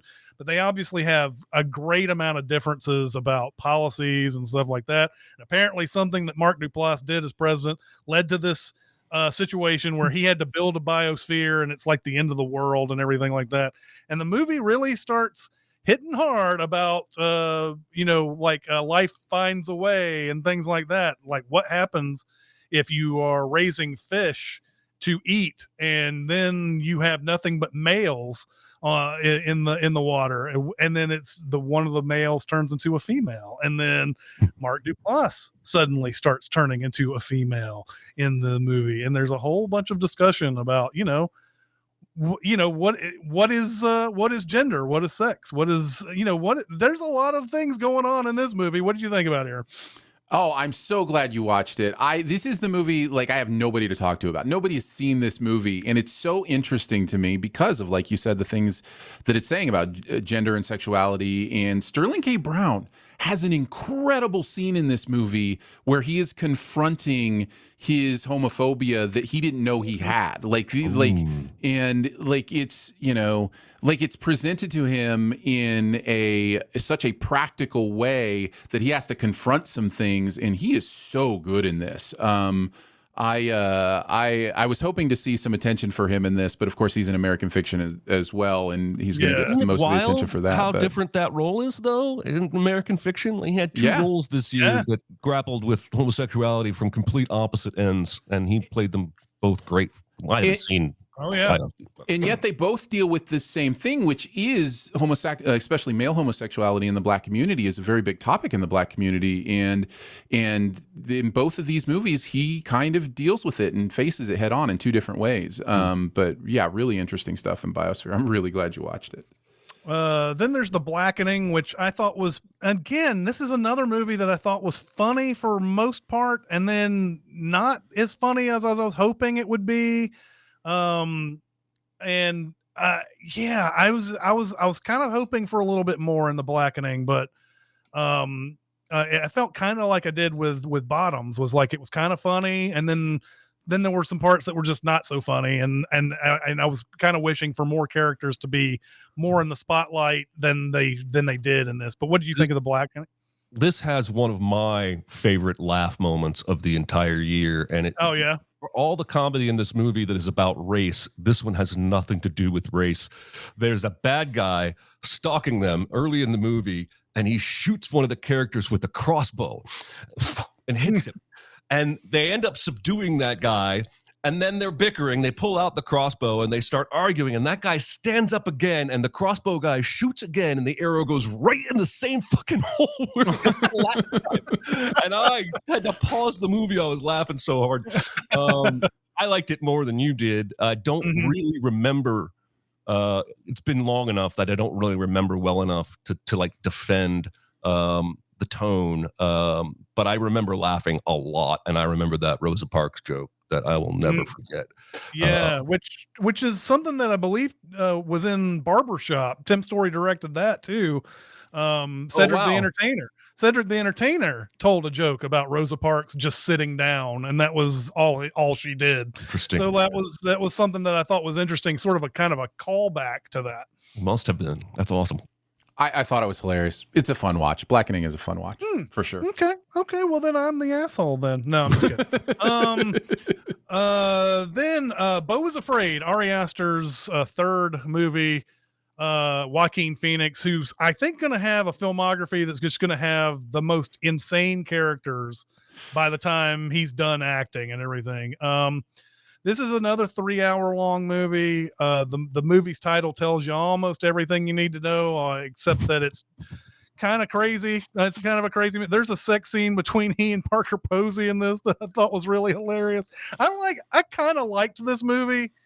But I don't know. I may have to watch it again at some point when I finally carve up enough time to watch it. What do you think of Beau is Afraid? I didn't like it as much as most people. I think in this movie, he is very much daring us to watch his movie. Like there's an element, even the way this movie ends, it just ends in a coliseum and like the audience just starts to like wander out over the credits, and I think that's like a mirror to the audience in the theater just kind of wandering out like, what did I just like I think he knows what he's doing here. I will say I have friends very close to me who deal with heavy anxiety, those kind of things, who love this, who thinks this movie captures that feeling and understands them in a way they've never seen a movie understand what they go through. And so I do think there's a place for me. It's just a lot of ridiculousness. It's interesting. Yeah. It's definitely interesting, but there's definitely an exaggeration of how he sees the outside world. Like he lives in a neighborhood that is the most dangerous neighborhood ever created. But you get the sense that it's not exactly as dangerous as he's making it out. Like there's a dead body in the road for the entire time he's in that one. Nobody ever comes to pick the dead body up ever. And I think those are visual representations of how it feels to project those things. Like, you know, the worries, the anxiety, those kind of things that the movie is trying to get at. You know, looking up in your bathtub and there's just a very scared man on the ceiling, you know, like just like that's clearly not real, but is it real? Yeah. How to Blow Up a Pipeline is a very tense movie about a bunch of people who either you call them terrorists or heroes, depending on where you fall on that. But they're I like this. What I like about this movie the most is that these people are dedicated to what they're doing and they're not dumb. When they're going out, they actually have a set out plan for this, and everything's very tense, especially making of bombs and things like that. Yeah, it's weirdly Ocean's 11 for like eco-terrorism in some ways. Like it puts the team together, you figure out what they're good at, and I think the movie handles it really well too. I never felt like the movie was preaching one way or the other about what these people were doing. I think it's a really tense, interesting movie worth watching. Really is. Dix the Musical, I thought was too much. It was too much. This is a lot of raunch for the sake of raunch, getting into a movie and hoping that you laugh all along the way. Mm-hmm. And I was laughing a couple of times in this movie, but ultimately I didn't like it. I totally agree, actually. This is another one where it's like, I can't believe they made this. And there are a couple songs that I think are hilarious. A couple of the songs and some of the lyrics in the songs really, really slay me. But overall, it's just an excuse for, you know, genital humor. Yeah. And then another movie that I believe had some Oscar snub talk was The Iron Claw. This wrestling movie, which really is a sort of a discussion on overbearing fathers and what they drive their children to do in the name of finding some sort of glory And the guy who's in Fight Club, who's like his name is, in Death They Have a Name, that guy, I can't remember the actor's name. He plays the father in this, and he's his 80s Texas father as you get. And he drives this is probably one of the saddest movies I've seen this year. And Jeremy, I would say if you're going to watch this, know that it's got every trigger known to man. Okay. Good to know. I would actually, Jeremy, if you ever decide you want to watch, I would just read the Wikipedia on it first and know what because it is based on a true. In fact, it is one of the saddest movies of the year, and they actually had to make it less sad. Like, there's actually, if you don't know, this is a wrestling family where like everybody in the family died tragically in different ways. Like, the same family, they actually lessened the brothers by one. There was another tragic death in this family. The movie doesn't even go into. So yeah, Zac Efron changed himself for this movie. It's wild to see him in this, in that body. Like, he's absolutely changed himself. So yeah, the Von Erich story is a very sad story, and I think this movie handles it pretty well. It's a well done film. Yeah.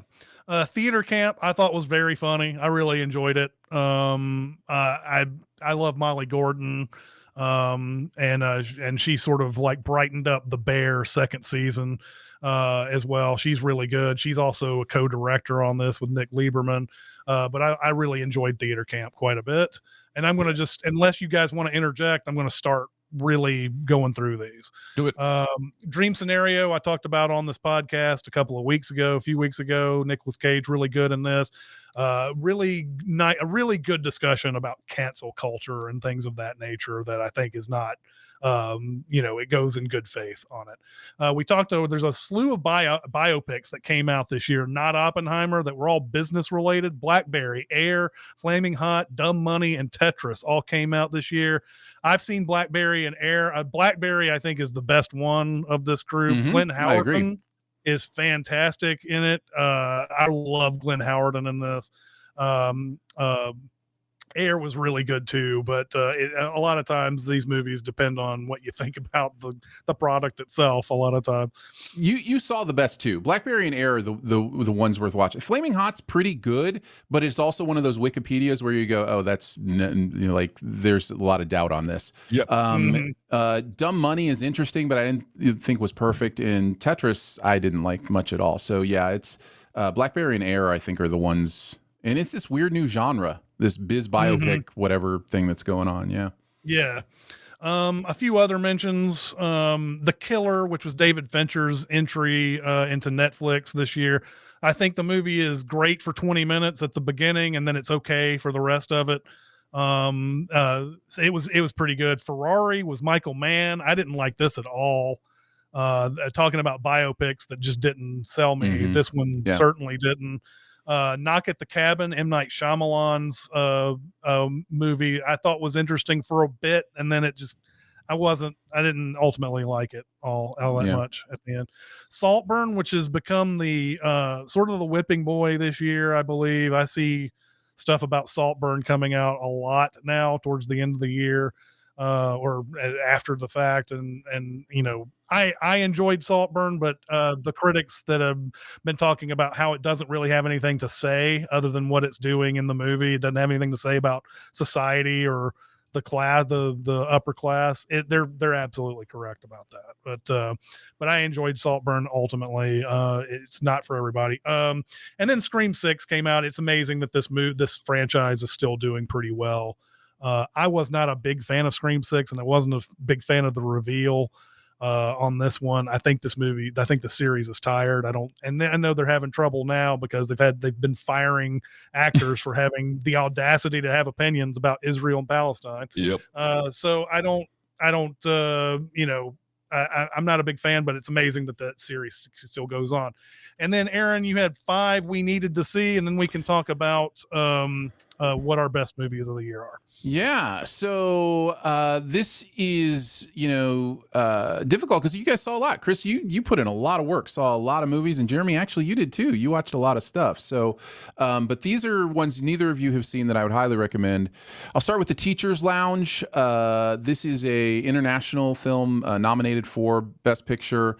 This is my favorite international film of the year, next to Society of the Snow. This is such an interesting story. I think you both would really, really like it. I'd get it on your list.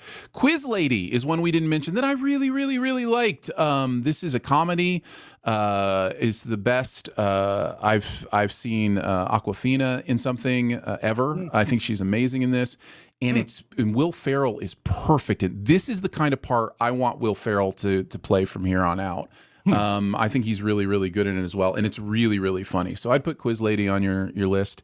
Documentary-wise, still a Michael J. Fox story is definitely worth checking out. I know most people are aware of his Parkinson's and his young diagnosis with that disease. And this documentary really goes into the details of how that impacted him, how they kept it secret, why they tried to keep it secret, those kind of things. I really found it good and fascinating. Sharper is one that just came and went, I think, on Hulu. It is a con man movie to end all con man movies. There's so many twists. That's either why you're going to love it or hate it. You're either going to love the fact that it just keeps twisting on you, or you're going to hate the fact that it just keeps twisting on you. Either way, I think it's one to get on the list because there's some interesting performances there and some good stuff. And then Guy Ritchie's The Covenant also kind of had a moment and then disappeared. This is a really great action film about war and specifically about this man escaping. So yeah, I would put that on the 5. So those would be the 5 I'd recommend that neither of you have seen, and maybe getting on your list at some point. All right. Yeah, I'll definitely have to check those out. All right. So now we're going to pick our best of the year. Jeremy, start us off. What is your top movie of the year? This is one of those years that I really think you guys are going to maybe pick the same movie. And if you don't, my pick is going to make us go 7 rounds. I'm picking Poor Things. Oh, not Poor Things. Sorry, wrong P movie. Past Lives. Found it very, very impactful to me and had me in my mind racing and thinking and playing it over again. So that's my pick for best of the year. And by the way, chat, yeah, Napoleon, Ridley Scott. Okay. That was okay. That was an okay movie. Should have been way better than it was. I didn't like it that much. It was kind of funny, but it was whatever.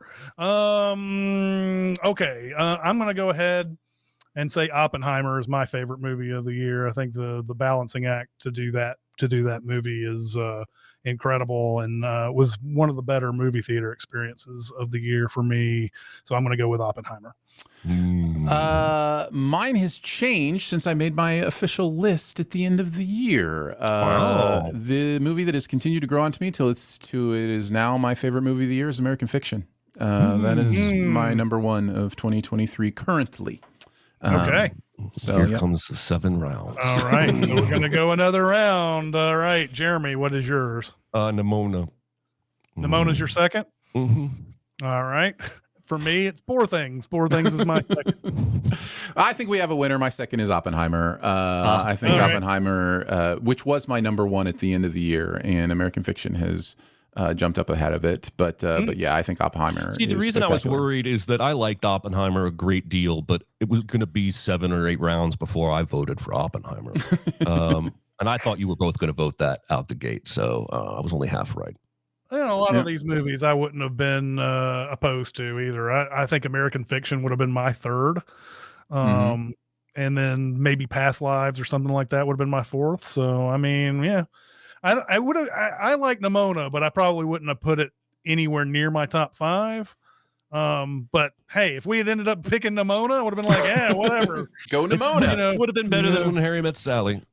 It would have been. It would have been. Actually, that's the thing. I love When Harry Met Sally. It's not the best movie in 1989. Okay, that is going to do it on the main side of it, at least for Chris and Jeremy. Aaron is going to stay behind and talk about some movies we didn't get to. Sure. But anyway, thank you again, chat. You guys were hectic today. You guys were throwing all sorts of comments out there. I wish I could have gotten to some of them, but we had this, trying to pack in a whole bunch of movies into 2 hours is not easy. So, but we appreciate you for coming out. But that is going to do it for this episode. Oh, by the way, that's right. Next week's homework. I'm going to go back to the to the comedies of the decades, and I poured over some 90s comedies. This is such a tough decision. I wanted to do every one of these movies, but I ended up going with Fear of a Black Hat from 1993. Awesome. This is Rusty Cundiff's mockumentary, very much like This is Spinal Tap. There's some things that are straight up ripped off of it, but it's a very era specific movie, the early 90s. And I'm interested to see how our audience will react to this movie. Jeremy, Aaron, have you seen this before? I saw it 4 years ago. You recommended it on Sincast one time, and I watched it after that. I can't wait to get back to it. Right. I had never heard of this movie in my life until you sent the email that it was next week. So this is perfect for me. I cannot wait. Okay. I didn't even know this movie existed. Great. I feel like I'm taking kind of a risk with this movie because it's one of those that I know it's not very politically correct, and it's also early 90s, and you may need to have lived in that era a little bit to know a lot of the stuff that's going on in this movie. Anyway, that's next week's homework. And so now back to the spiel. Once again, thank you, chat. We will see you next week. And thank you very much. We'll see you next time. See ya. Bye, guys. Bye.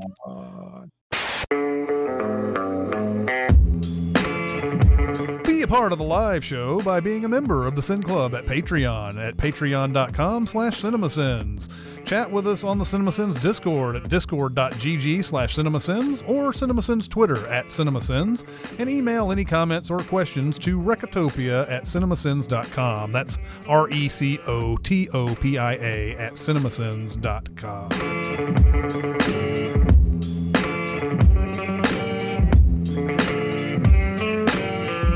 I'm mostly glad that I do not have to revolve my entire day around watching all the movies. Yeah, it's interesting. I just think there's a system set up, and it's so hard to change the system. Like all the studios have in place. We have an awards season, we do our awards thing, and then, we take a break and we gear up for it for next year. It's just, it's hard to break those systems. So.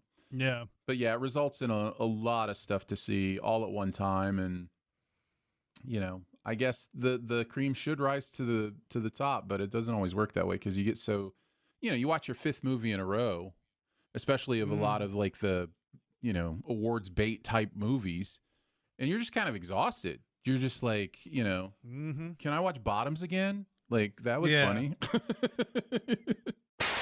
The Raid has a new 4K remaster, like totally recolored and like tweaked and that kind of thing. The first one up the high rise? Yes, and the Raid Redemption has one coming out as well.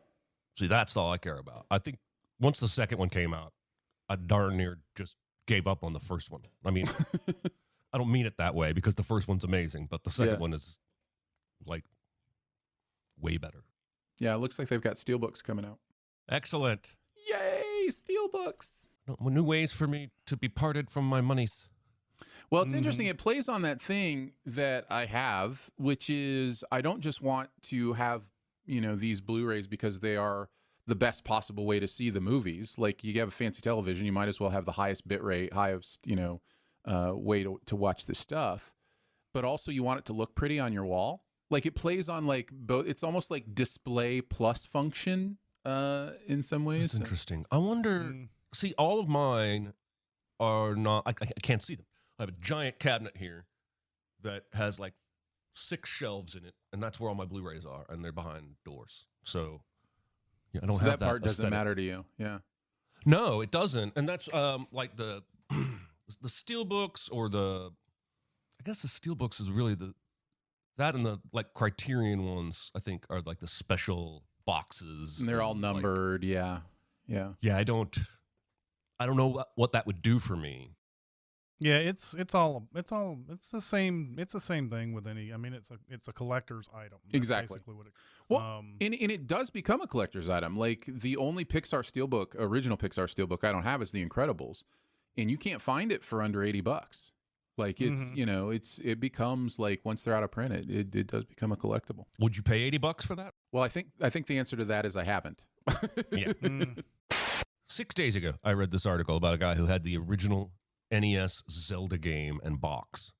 And it's like, he's had it graded like a baseball card. It's behind glass, and thought he might get 15 or 20,000. Sold it for $300,000. Jesus. And that's also what's weird. What's amazing about that is I've watched a bunch of stuff about these classic video game selling for that much and everything. And Carl Jobst has this thing on his channel where he's talking about how that feels artificially inflated, like it's there's a circular thing going on where the people who are grading the video games are also the ones responsible for writing the articles about how they are selling. So there's a big, huge like conflict of interest with the people who are grading them and then telling everybody, hey, this thing's worth $125,000.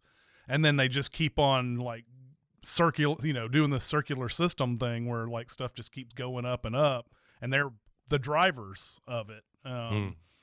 And so a lot of stuff, I feel like a lot of these collectibles are kind of like are doing that, where there's somebody kind of like in both worlds, kind of like driving up the price of a lot of this. So this original Zelda game, come on, that's not $300,000. We all know that there's no real worth there. Right. But now you can shift into talking about like physical paintings, like artwork, and how we assign value to, pieces of art. It's completely arbitrary, and now we're exit through the gift shop territory. Yeah, exactly. That's using the old noggin. It is an old noggin at this point. It is an old noggin. Your noggin is almost 49 years old. Yeah, your noggin is closer to being 49 years old. Appreciate that. Appreciate that. I think Napoleon was mentioned at the end, which I also thought was a pretty big miss from Ridley Scott. I think there's some interesting things going on there. I think Joaquin is interesting there. But yeah, overall, I wasn't necessarily invested in it.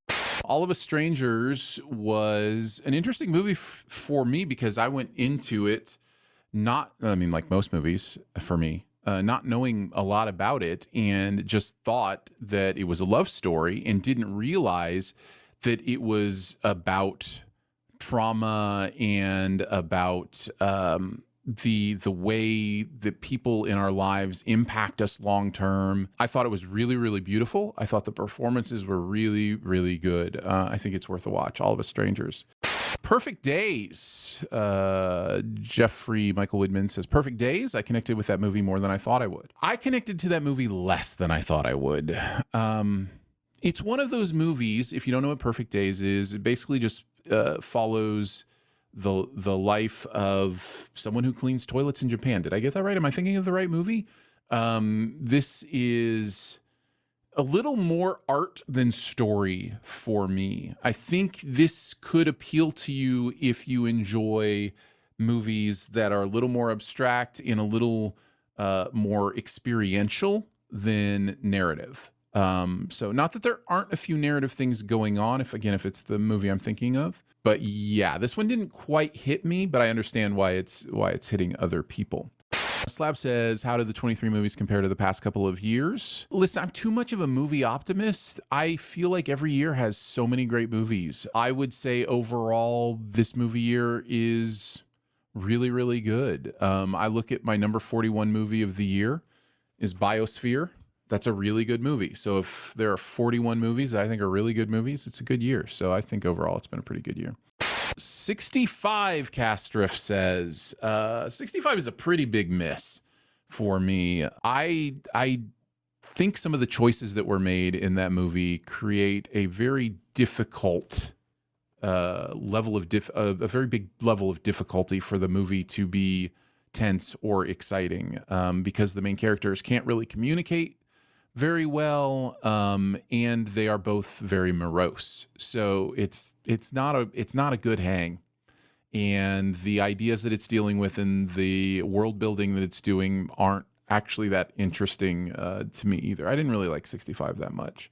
Polite Society, you also mentioned, was another one a lot of people liked that it just didn't work for me. I thought it was a bit too pedantic. Like it felt like it was really on the nose with a lot of what it was trying to do and say. But again, I get why people enjoyed it.